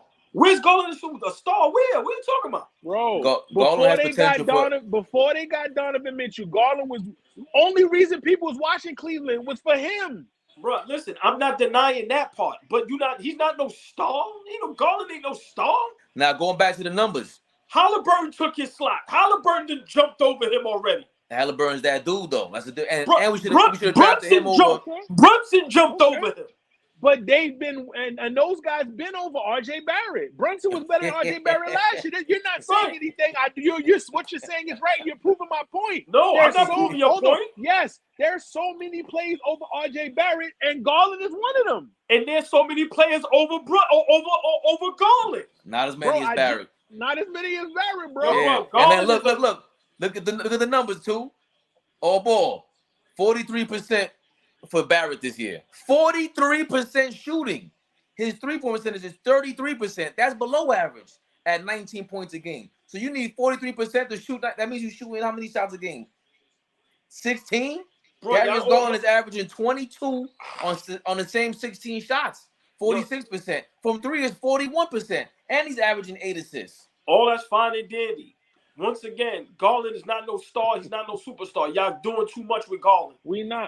I'm not saying he's a superstar. But what I'm saying is when you look at Darius Garland, it's excitement. There was a reason people was excited for Cleveland. Nobody got excited. When the Knicks got R.J. Barrett, nobody was excited. You was not excited. You didn't put on your Patrick Ewing jersey. You wasn't excited. You was sitting there like, we got R.J. Barrett. Okay. I'm being honest. I don't know the excitement you talk about for Garland like that. I'm just being honest. Bro. Hold on. So if we redid the draft, y'all over-exaggerating Garland, bro. All right, if we redid the draft, Zion and Ja's off the table. We redoing it now. Knowing what we know now, we taking Barrett over Darius Garland. If we got Brunson, yes. No, if we don't have Brunson, it's starting a team from scratch, and you have to build around one of them. Now I'm gonna be honest. This is why, listen, I'm going to be honest. If you're looking for the season he had at Duke, him being 6'8", 6'9", not knowing how he's going to look in the future, people's going to take Barrett, bro. I'm just telling you. Y'all picturing what Barrett is now. Yeah. Bro. That's what I'm saying. Barrett first year, he averaged 14 points, right? He has been in the league since 2019. And his best field goal percentage was 44%. That is horrible. That's his best. It's 44%. That's horrible. Listen, I'll take Garland is better, but he's not that much better. I'm sorry. It's not about he could be 0.1 ounces better. He's still better. Okay, I'll take that. All right, listen. I'll take that. I ain't gonna argue you that. But you don't think he's a star? But for y'all to be here, superstar, no, he's not. No, he's Hold not. on, did he make an All-Star team? Yeah. Garland? Yeah. Did Wait, Barrett did he? make one? No. Garland did Garland make an All-Star team? I think he did. I'm not sure if he did. Garland made one. Not 2 years ago. Hold on. He didn't make an All-Star team? I don't think so. Oh, he does. One All-Star. Yep. Right. Yeah. Okay, hold on. It was this year. It was this year. Okay. My point. Did RJ Barrett make the All-Star team? No. So right now, that means Garland's better than him because he has an All-Star selection, and Garland and Barrett. So right now, you could agree that means he's that much better than him. He got an All-Star appearance. No. I'm talking about for this season, now. For this season, he's better, but I'm not doing all that. I'm just not. He got an extra jersey. Your man don't got no jersey, bro. On his bio, it's no All-Star game jersey. It's a question mark. Understandable. All that's fine and dandy, but once again, Garland is not no superstar / star. So why did he make the All-Star game? Better yet, why didn't Barrett make the All-Star game? Because Brunson made it. Okay, Julius Randle's made it. What that mean? Y'all had two. What that mean? One time the Warriors had 3 guys on All-Star team because if RJ Barrett was that's arguably one of the greatest teams that ever exists. Like, stop, bro. Man. What I'm saying is, you just said Garland wasn't that better. He just made an All-Star team, bro. I said Garland is better. You going like this? I'm not doing that. That jersey makes the separation. Nah. No, it doesn't. Stop it. Get out of here. Now we put that much emphasis on All-Star. Oh, yeah, I never do. Me? That never. I never do. I'm not saying it like that. But think about it. He was an All-Star. He's an All-Star this season. So that's why I said this season he's better than Barrett. He is. Because when you're an All-Star, you're getting nationally televised and people can see you. But I agree on the All-Star game. But I agree with you. I said I give you he's better, but y'all are doing all this. I'm not agreeing to that. I'm not agreeing to all of that. So let me ask you a question. So let me ask you this question. If both teams seem to be, if they make the playoffs, let's say the Knicks play Cleveland somehow. Right. And Garland wins and he plays better than RJ Barrett did in his series. Then does that happen? Yeah, of course. Okay. What if they don't play, but Cleveland just get further in the playoffs and Barrett looks terrible when the Knicks are playing? Then does that separation happen? Then of course, yes, then you have a point. But an All-Star selection is not going to do that. Especially a backup All-Star. No, All-Star is a joke.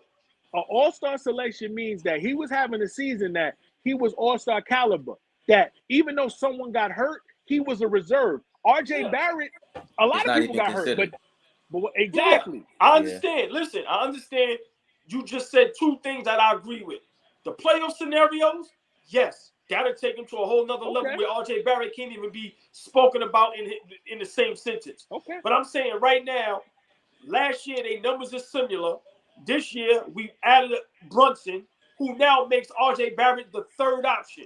And as much as we want to not like him and I'm not even a fan of him, but I'm just saying we in the 6th seed, they in the 4th. We have a chance to maybe catch up. So I'm saying, let's just say they in the 4th seed, we in the 5th seed. Because 4 play 5. Right. And that would be perfect. No, but what I'm saying is, and let's just say before the playoffs start, let's just say Garland averaged 2 more points than him. That still doesn't make it this.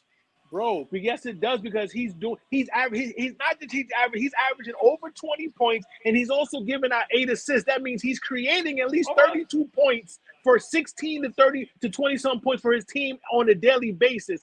And he's doing that while Donovan Mitchell still getting his numbers. And he's scoring 0.3 of a point more than last year, maintaining his numbers while being the 2nd option now. Yes. Yeah, that's a different level. That's not easy. Barrett, bro. Barrett has been a 2nd or 3rd option his whole career, damn near, and we just haven't. No. Barrett is up and down. No, Barrett's been the 2nd option until Brunson got there. Brunson makes him the 3rd option now. Stop. Right. Don't do that. Right. I just said that. I said he's the 2nd option or 3rd option his whole career. When they I think Fourier, Barrett should come off the bench. Fourier should have been the 2nd option after Randall when Fourier came. I thought that's how it was going. I'm talking about last. No, I'm talking about last year, not this year. That still wasn't that. Nah. Come on, you going? He's the best. You going overboard? No, only because he's their best shooter. That's what the shooting aspect. Right, he spreads the court more. He does, but on the defensive end, Fournier will. Oh yeah, he's trash. Off. He's trash. Yeah, he's trash. Nah, it's bad. It's bad. That's my only thing. Thibodeau stays consistent with that. If you don't work hard, and he called R.J. Barrett out last year. I got to say that. The only person Thibodeau ain't called out was Julius Randle. That's what I'm mad about. He never called him out. I never appreciated that. And he's probably never going to call out Brunson if he messes up. So I don't like that he's inconsistent with who he calls out. But he did call out R.J. Barrett. He put him on the stove. But I think Barrett should come off the bench if he's going to be the third option because he's already in all of our lineups, the scoring lineups. Hold on. See, y'all, hold on. Come off the bench for who? Like, come on, y'all getting out of control. Hold on. But you know a name that I always like to say. How about this? And Raymond might have a point. I'd rather see Obi Toppin in the starting lineup over Barrett. I'm about to get off this live. I see more potential. Hold on. You're getting off the live, right? Hold on. 1 second. Let's go to the roster, right? Let's go to Toppin. Obi Toppin starting over R.J. Barrett. Hold on. Just give me one reason. No, give me one reason why, Rose. No, just give me one reason why. His shooting. I'm gonna give you one reason why. Who's shooting? First of all, Toppin hit 2 threes from the corner, and he a better. Oh my God, yo, what? I would start him. Hold on. Number one, Toppin does have a higher 3-point percentage than Barrett at 34.4%.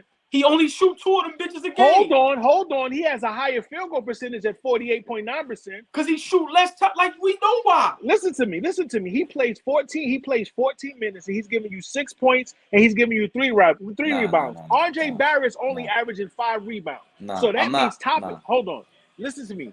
Toppin's going to give you more rebounds and more points when you give him playing time.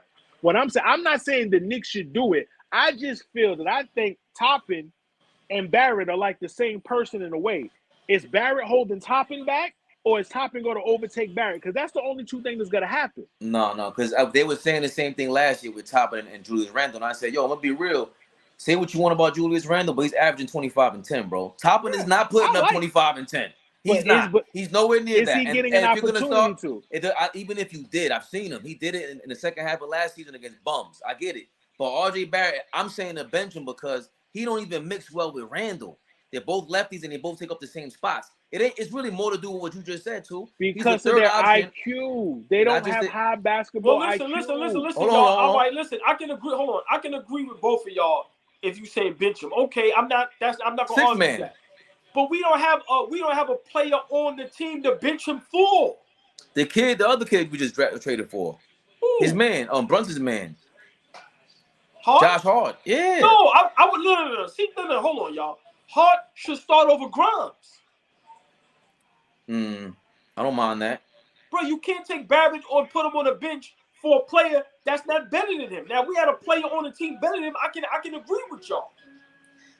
I think it's not about him being better than anybody. I don't think that starting lineup fits Barrett. I don't think Randle fits next to Barrett. Yeah, but bro, listen what y'all saying. Y'all saying bench a 6'8" guy. You paid $100 million. Well, I'm sorry. I didn't say bench. No, not you. I know. I'm sorry. I just said right.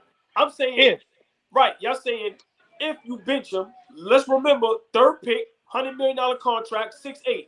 Who are you benching him for? Like I like Obi. He's 6'6". All right, 6'6". I like Obi, but let's be realistic. Obi ain't got no skill set. Obi could come off the bench. And Toppin is 6'9". All right, but what's Obi's skill set? His skill set is if you put him on the court, he's going to give you more rebounds. He has more energy. He has way more energy when he comes in the game than RJ Barrett. If you get what I'm saying is, of course you're saying this right now because it's not happening. If you extend his minutes, that means he's going to give you more hustle plays. He's going to go to the 50-50 ball. When you throw Toppin an alley-oop, the crowd goes crazy. You just have to try certain things. I don't think the Knicks are even trying to say, okay, let's see how he's really going to prosper in the lineup. That's coaching. But that's a coach's job, though. That ain't – listen. You just said Tim Thibodeau might be in coach of the year if they keep rising, so that's No, but don't do that. I said a lot of things. I said a lot of weird things have to happen. Did I not say that? I just said if. I said you said he will be coach of the year if they rise. No. I said if they rise. I said, but a lot of weird things have to happen. I said Miami. Hold on. That's still an if. That's still an if. Right. No. But it's more to the if. It ain't just if they get to the 4th seed. I said Miami got to keep going downhill. Brooklyn got to keep going down here. I said a lot And of we things know gotta this is happen. going to happen because Miami's trash and Brooklyn is trash. But right now, Barrett is playing bad basketball. I can agree to that. But a couple weeks later, a month ago, he wasn't this bad. He's having a bad stretch. I agree with that. Let me ask you a question. Hold on. Let me ask you a question. What was a month ago? A month ago was what? February almost, right? January? Yeah, he was playing solid ball. Go ahead. And we're going towards the playoffs where playoffs about to start where it matters. That's why I don't care about the regular season. I tell people this. The real regular season starts after the All-Star break. That's where everything gets situated. All that November, December stuff look real good. But now we're about to see the placement. As it gets closer to the playoffs, we're going to see who's playing the best basketball and so forth and so on. So I don't even rate the beginning of the season. Then they just started benching RJ Barrett at the end of the game. You saying that they watching him in practice and everything, and I don't necessarily agree with that because, like we just finished saying, RJ's that if he has a highlight or a strength, it's clutch moments. For whatever reason, he shows up in the clutch. But the coach benched him. It's no way. Listen, I agree, but you have to have somebody on the team or on the bench that's better. Listen, he's the third best player on the team. That's just a fact. Whether we want to like it or not. You're gonna hate what I'm saying, but I think Quickly should start over Grimes, and Josh Hart should start over RJ Barrett, and you bring RJ Barrett as a sixth man. I see the best defensive team like that. So let me ask y'all this. All jokes aside, y'all watch basketball. Let's be realistic. So you saying the starting point guard is 6 feet, the starting shooting guard is 6 feet, the Quickly at the 3 is what, 6 feet? Like, come on, bro, stop. And I'm glad you said that. And this is why, being a Mavericks fan, why Brunson had to go. Brunson is too small. He plays like he's 6'9", no question. But he's going to be a liability. And you have to be big in this thing. But let me ask you this question. Everyone's talking about the defense. Who's the offensive coach for the Knicks? Hold on. Let me respond to that first thing you said. Brunson is a hell of an addition. Brunson is a beast. I don't know what you talking about. Yeah, bro, I didn't say none of that. I said he's not no liability. I don't know what you talking about. Bro, Western Conference Finals, dog. You're watching me. You're talking to someone who's been watching Brunson play for 4 years. I'm a Mavericks fan. I know what he can do. He's a liability as far as when the playoffs come. There's going to be dudes that he can't guard. He's strong, yes, but I'm talking about on the defensive side. He's going to get his buckets. But he's not everywhere. a great. But every team has Brunson, that, Rose. Hold on. Every team has that, yes, and that's why every team don't make deep runs in the playoffs. I'm talking about playoff basketball. I'm not talking about regular season numbers. In the playoff, what did Dime Dropper say when he was on? You're going to target somebody. They're going to target Brunson because he's small. Okay. Jimmy Butler's going to – hold on. Jimmy Butler will target him because he's small. I got to push back on that heavy. Guys, Halliburton will – Joe, that's an easy pushback because they went to the Western Conference Finals. And that's what the Golden State – and the Golden State Warriors did that to Brunson. They put someone on him that they targeted him. They would putting Wiggins on him. It don't matter who you put on him. Hey, Rose. Rose. You know how many guards get targeted in the NBA, bro? Right. Darius Garland gets targeted. How many of them are 5'11"? Nah, come on. How many of them are far and 5'11"? Bro, listen to me. We're not talking about regular season basketball. I'm talking about when the playoff starts. Listen to me. When the playoffs begin, there's different plays. There's different things that you do. Brunson's gonna get his numbers. He's gonna get his 25. I'm not talking about that. I'm talking about Brunson is small as the fact. What is Brunson gonna do? Brunson went to the Knicks, right? They're gonna make the playoffs. They gave him $100 million, but Brunson is not changing your franchise's life. Let's be honest about that. Yo, we talk. No. Hold on, my dude. Like, I'm being honest. There's a lot of personal coming from you with a lot of players, bro. Hold on. It's not personal. This is basketball. Basketball. All right, let me speak. I'm watching basketball. Let me speak. And if you're watching basketball, Brunson has changed that whole culture in New York right now, bro. Again, listen to me. You're talking about right now. So what? Listen to me. We got to stay in the moment, Rose. Right now. Listen, you're talking about right now. You're talking about in this moment. And again, I just told you, I am not talking about the regular season. You did not just bring Brunson there for the regular season theatrics. Because didn't the Knicks sell tickets without him last year? We brought him there to get us.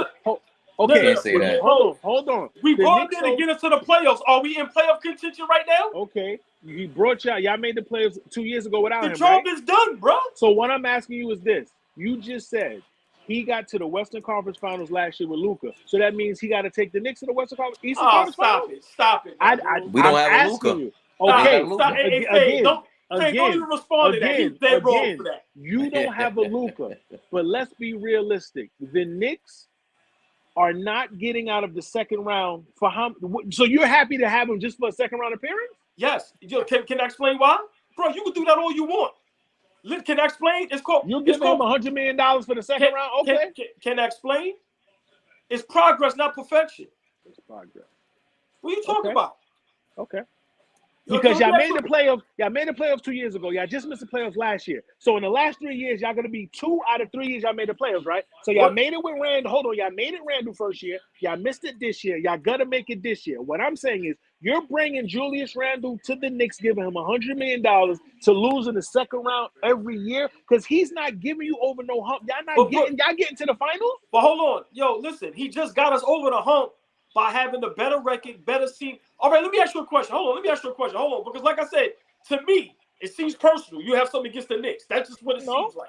No, all right, hold on. Yeah, because I'm being honest. We're talking basketball. No, because you're killing RJ Barrett for no reason. Now you're killing Brunson. It is a reason, bro. It is a reason. RJ, listen to me.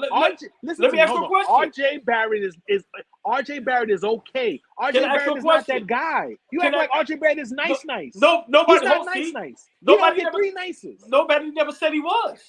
So how am I killing him by telling the truth? What are you talking about? Hold on. Let me ask you a question. Last year, did we make the playoffs? I just said y'all did. All right, hold on. No. We got Brunson as an addition. Yes. Does he make us better? Again, I just said. Yes Listen or to what I no, just bro. said. Yes or no? Bro, listen to what I said. I said, did y'all bring Brunson over to make the second round? That's what I just said to you. So if y'all make the second round this year, y'all lose. Once again, then what? Hold on. If y'all make the second round of the playoffs and lose, and then next year y'all make the second round of the playoffs and lose, and then the next year y'all make. That's what I'm talking about. You doing a lot of ifs, bro. I'm not. You know what? Hold on. You're talking 2 years down the line, bro. Listen to me. I told Raymond. Raymond been a Knicks fan his whole life. You should be used to this. This is what they do. So you should know that hater, bro. You're a it's Knicks not hater, bro. Bro, it's not. Bro, these you're are hater, facts. Bro. I'm a Mets fan. I understand what you're going through. What that mean? I understand what y'all going through. So hold on, let me ask you a question. Y'all just got Kyrie Irving. What's going to happen if y'all don't make the chip? And I said that. I said we're not making the chip and we're not winning the chip. Raymond, didn't I tell you this? Yeah. He knows. I didn't jump on the bandwagon. I know it's not going to work. Hold on. Because we're going to have the worst defensive backcourt in NBA history. Those guys play no defense. So all right. So what's the problem with Brunson getting us to the second round? And let's just say hold on. I told you. I said you don't give a man $100 million just for the second round. That's what I said. Nah, yo, bro, I'm being honest. Your thought process is crazy, my nigga. Like, you're a Knicks fan and you're not listening. You're thinking Brunson's not. So if you as a Knicks fan want to go to the Knicks knowing that you're not making it past this round every year, you're welcome because that's all you're getting. Nah, I can't say that because Leon. Look.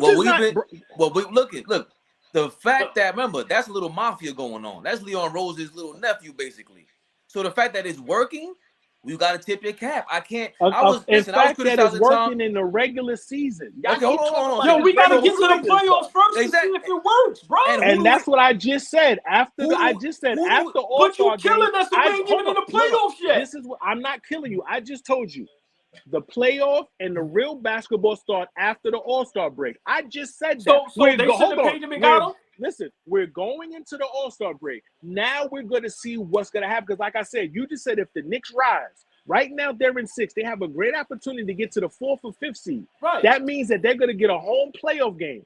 And that means that's what I'm talking about. I don't care about November through January because I'm worrying about February through June. But that's you. Coming. That's you. I care about all of that. That's you, bro. Okay. That's you. And that's why the Knicks dropped confetti in 2012 when they won one game against Miami. All right, but once again, you see how You see how it's bleeding on the airwaves? You hate the Knicks, bro. It's not about hate, bro. Yo. You're building. No, listen Hey, to me. yo, Fame, he throw the confetti, No. bro. That's what we do. Listen to me. I'm a Met. No, that's not what we do. Because I'm a Mets fan. Bro. Listen to me. I'm a Mets fan. And if we get to the second round, I'm popping the bottle, nigga. Listen to me. I'm a Mets fan. We haven't won a World Series since 1986. But I know we're not going to win. You know when your team's not good. So you could look at your team and say, we're not going to win no championship. You can't. You're not winning a championship with this Knicks roster. So what? So we know that. But we know that. I just said that. Hold on, Rose. So you telling me because we not going to win a championship, I don't supposed to root for my team? I didn't say that neither. I said, did you bring this man here for a second round exit? That's what I said. Did you give him $100 million for a second round? So y'all, for the first year? Hold on. Yes. So hold on. Not the first year. I just said, so let's say y'all make the playoffs and lose in the second round. That's good. Y'all good with that. For this year? What about next year? Next year, bro, we gotta wait till next year's here, bro. We can make moves. Remember, it's progress. We can make moves, get another player. Like, bro, you know what's funny? You know what's funny? I said this 2 years ago when y'all made the playoffs and didn't make it. Oh, we gonna change the roster and we got. I didn't say we are. Whoa. The same Knicks fans was just hyped when y'all made the playoffs when Julius Randle was averaging 25 and 10. Everybody was going crazy. It wasn't just Knicks fans that were hyped. Everybody felt that. When the Knicks win, we're a different fan base, and you know that. And then when they played Atlanta, and I told everybody that the Knicks were going to lose to Atlanta because of Trae Young. This. And where's Atlanta now? This. You know what I'm gonna say? The Dallas better go further than us. I bet that. Oh, I'm gonna want all the smoke. Okay. Dallas better go further than the Knicks. Okay, that's cool. Yeah, but I know my team's not winning a championship. Nah, I don't want to hear that. Nah, get out of here. Hear it because Raymond knows that. Because I've been told. Don't say the excuse. No, it's not an excuse. Because when Kyrie went to the Mavericks, I didn't have no pom-poms. Raymond, was I going crazy for Kyrie? I ain't got nothing to do with Raymond. I ain't got nothing to do with Raymond, Rose. It does have to do because he knows me. Y'all better go further than my Knicks. That's all I'm gonna say. You can't just like you not getting excited over your team. You should be excited. The West is wide open. Like we've been because you might because go I'm realistic. Yeah, but now you could take any team in 7 games now in the West. So hold on. All right. So because Kyrie and Luka, bro, we just lost Darius Finney-Smith, one of our second best defender. The best defender. Hold on. What you call the dude we got for the Rock has been in and out the lineup. Kyrie plays no defense. Luka plays no defense. We can't stop anybody. Yes, we can score. I don't care about that. I'm talking about when you look at the team, Kyrie's a cancer. I love Kyrie, but he always does something somehow to start something. I'm realistic knowing that this is a layover. Kyrie's on a flight to another team. This is a layover. They're trying to see can Luka play with another team player so they can go get another player. They're going to make the playoffs and most likely lose in the second round because that's not going to work. We can't stop anybody on defense. Right. On the wing. But okay, I don't so care if Luka averaging 40. But you're killing every reason to be hyped. We're not. No, I'm not. Of course you are. You're saying so you only sign up for a second round trip? Yes. Because I watch basketball. Hold on, I ain't gonna lie. I watch basketball. Hey Rose, I ain't gonna lie. I thought I was Scrooge. You might be Scrooge, my nigga. I'm not Scrooge. No, listen to me. Listen to me. Y'all sitting here laughing. Hold on. Listen to me. Let me finish. Y'all sitting here laughing. Kyrie has been away from LeBron how many years now and how many teams? What makes me think after what I saw him do in Boston and Brooklyn that he's going to come to Dallas and we're going to do something?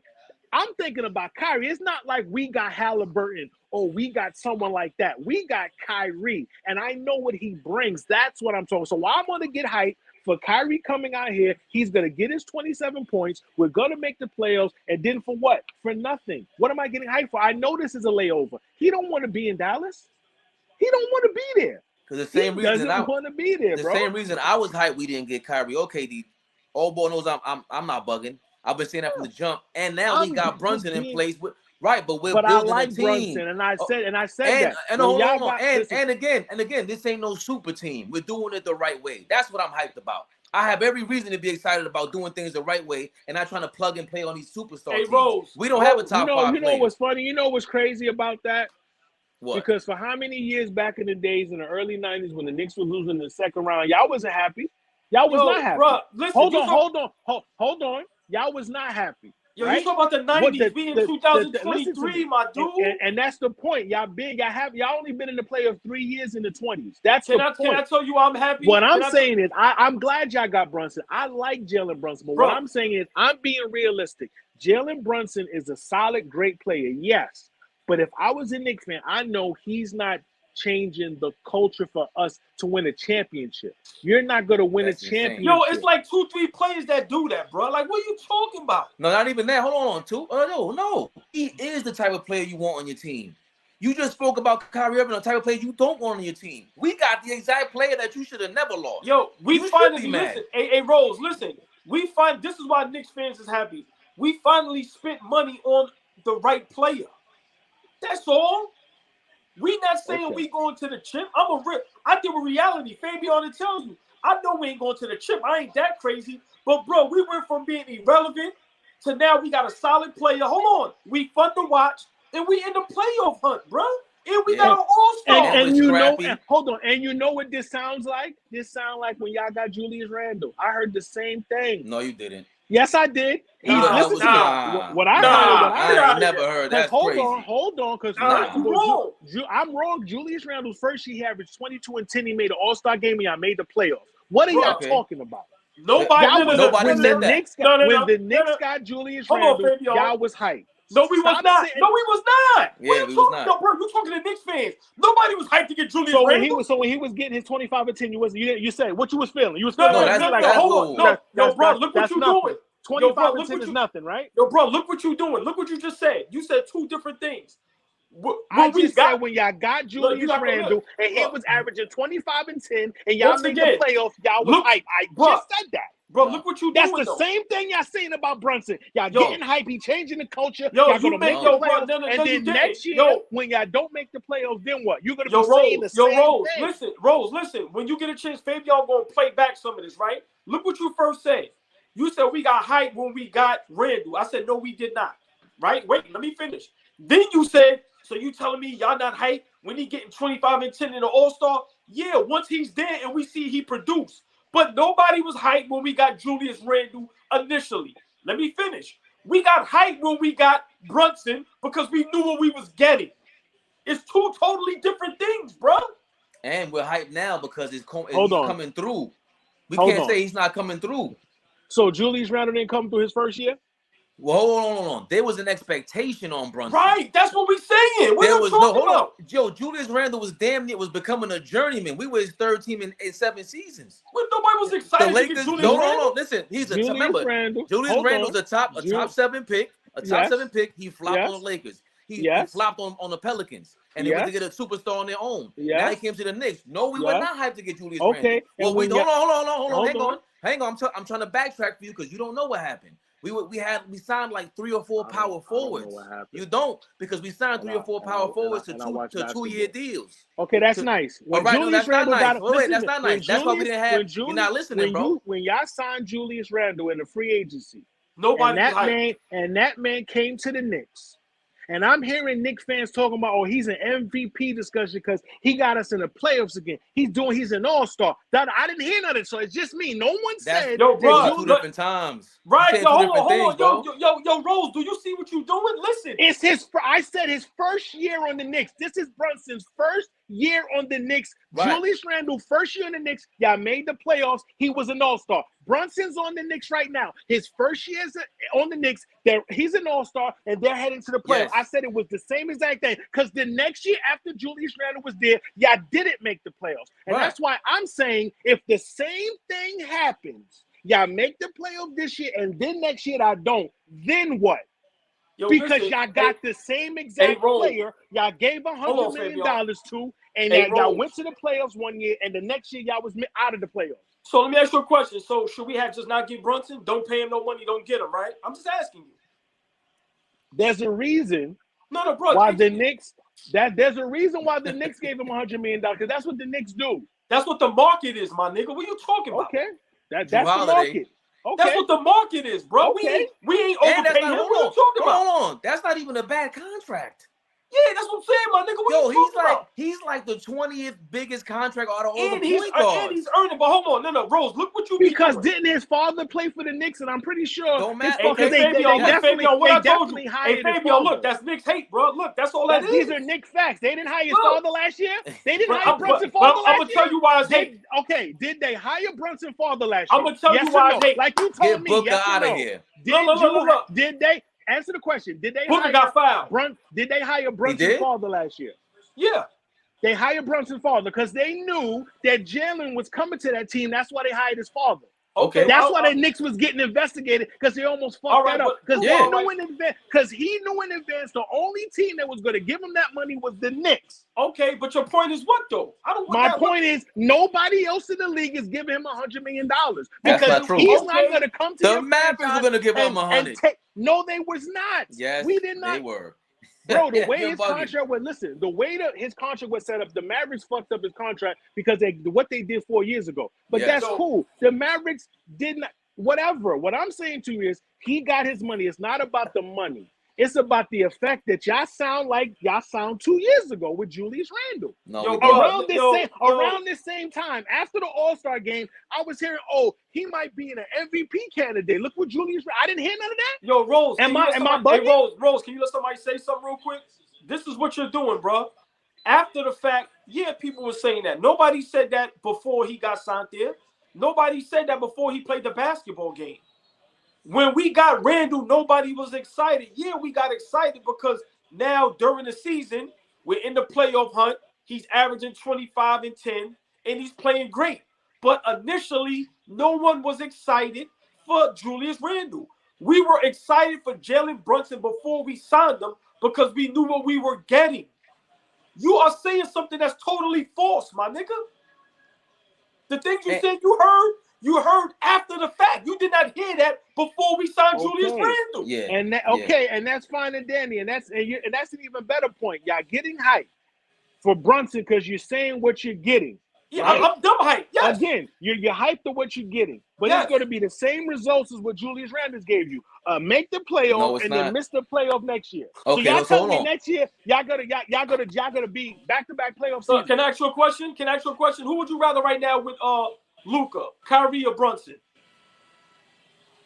Brunson because he plays better with Luka. Strikes again, y'all have a great night. Fit better. Because no. You're not gonna don't try to do that because I'm just saying. No. It's a good point. Better fit. They fit better. That's why Luka and him was able to do what they were doing because Luka is gonna give you the offense. Brunson, and also Brunson was coming off the bench. Remember when Tim Hardaway Jr. got hurt, they had to switch their lineup and they changed everything. So stop acting like Brunson was this starter from the beginning. He wasn't. He showed that yes, he's a solid player that can play and along Luka. Because remember, there was no pressure on Brunson. Luka is the driver. So what you were doing was building up now there's pressure on him for the offseason. And now you gave him $100 million. Now there's pressure on him in New York, correct? And he's answering. Listen, when it's New York City, we're the ones that put pressure on you to begin with. He's playing in the Garden like that. That's number one. Number two, you keep talking about that $100 million contract. So I'm gonna tell you all the players that make more money than Brunson: Steph Curry, Luka Doncic, Trae Young, John Morant. You're naming a Darius, lot of superstars. Hold on. Exactly. You're naming they should make more money than him. You cut me off, but here you go: Darius Garland, SGA, Ben Simmons, Dame Lillard, De'Aaron Fox, Jamal Murray, Kyrie Irving, Drew Holiday, Chris Paul, Russell, and now you got Brunson. And he's hold on. And he's better than damn near a couple of them players. He's better than Russell. He's better than a couple of them players.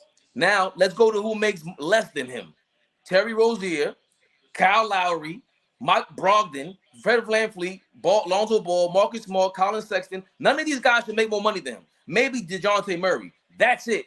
Markel Fultz, Graham, Cade Cunningham. Nobody should make more money than Brunson. He's underpaid. He answered the bell, bro. That's all. Yeah. Well, VanVleet's gonna get more money than him because VanVleet's gonna. That's why he didn't sign the extension. Would you rather have VanVleet right now? He's tough, but would you rather have him right now or Brunson? I'm taking Brunson. I think VanVleet.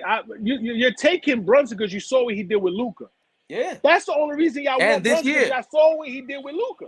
And this year. Yeah. He's how long is these 10 seconds taking for this Phoenix game? Jesus Christ. Oh, Milwaukee. But hold on. But look, Phoenix covered the spread. I don't bet, so I don't know. I don't even bet. I don't even know nothing. But real talk, yo, I'm probably the only person that's like a foreign language to me. Betting, I don't know none of that shit. Hey, well, you know what I'm gonna say? Hey, you're a great man. Don't ever bet. Gambling is terrible, bro. Yeah, listen. We all have our vices though. Like some people bet, some people do, some people smoke crack. You know what I mean? But I'm not doing none of them. Well, listen, That's man. real I'm gonna shit, get out. though. Hey, Rose, man. I ain't gonna lie. It's a pleasure. Now we got to talk about this in person. We gonna talk, bro. Yeah. Talk. Because on some real shit, listen to me. Raymond will tell you, I'm not a Knicks hater. Raymond, one of the first things I told Ray when I first met him, I said I'm not a Knicks fan, but I respect Patrick Ewing, and I hated what they did to Patrick Ewing. We fuck with Bernard King. I hated what they did to Steph. I hated what they did to Melo. I hated the D'Antoni pick. Trust me, I'm not a hater, bro. Hey, Rose, before we get out of here, I need you 1 minute to answer this, and I want to get out of here. No. Miles Leonard got a job with the Bucks. He shouldn't be in, but you know how that go. He shouldn't be in the league because of what he said. Yeah. No, but let me take it a step further. Even what he said, he shouldn't be in the league, but also his game ain't like that to even get a job. He's doodle. I think he averaged 8 points. Yeah, he's not that, but you know how that go. Remember, they remember the NBA suspended him, so he's not in the limelight. So now they tell you have a certain amount of time to reinstate. Snuck his ass right in there. He didn't sneak it because I saw it at the bottom of the. I know. But I'm right. But when I see Miles Leonard, he shouldn't be in the league. But that's a whole different another conversation. And I'm surprised Milwaukee did it with all that tension. Exactly. But listen, Fade, I'm on here anytime y'all need me. This Dallas, I gotta watch this Dallas Lakers game. Yeah, we about to. Because I'm a LeBron fan. Listen, I'm a LeBron fan, but it's my team first. I gotta go with Dallas. Wait till he gets on the all ball. Listen, if y'all still on here at halftime, I'm gonna come back on. Now, I might have to recharge. Yeah, yes. No. So how about this? Ray? Go ahead. Do you just want to come back for the halftime of the game? You would just want to come back on that halftime so you can I want us all to do that. This is the Wild Bunch, the initiation right here, baby. I mean, it's whatever. Whichever one, because I'm charging and on at the same time. Yeah, so just text me the link and I'm on. That's all. Yo, listen, too. Send other people the link that you want to be on here too. All right, I got you. All right. All right, y'all. All right, so y'all back on. See y'all later. Yes. I'm Broke Baby Live. Yes, sir. So yes.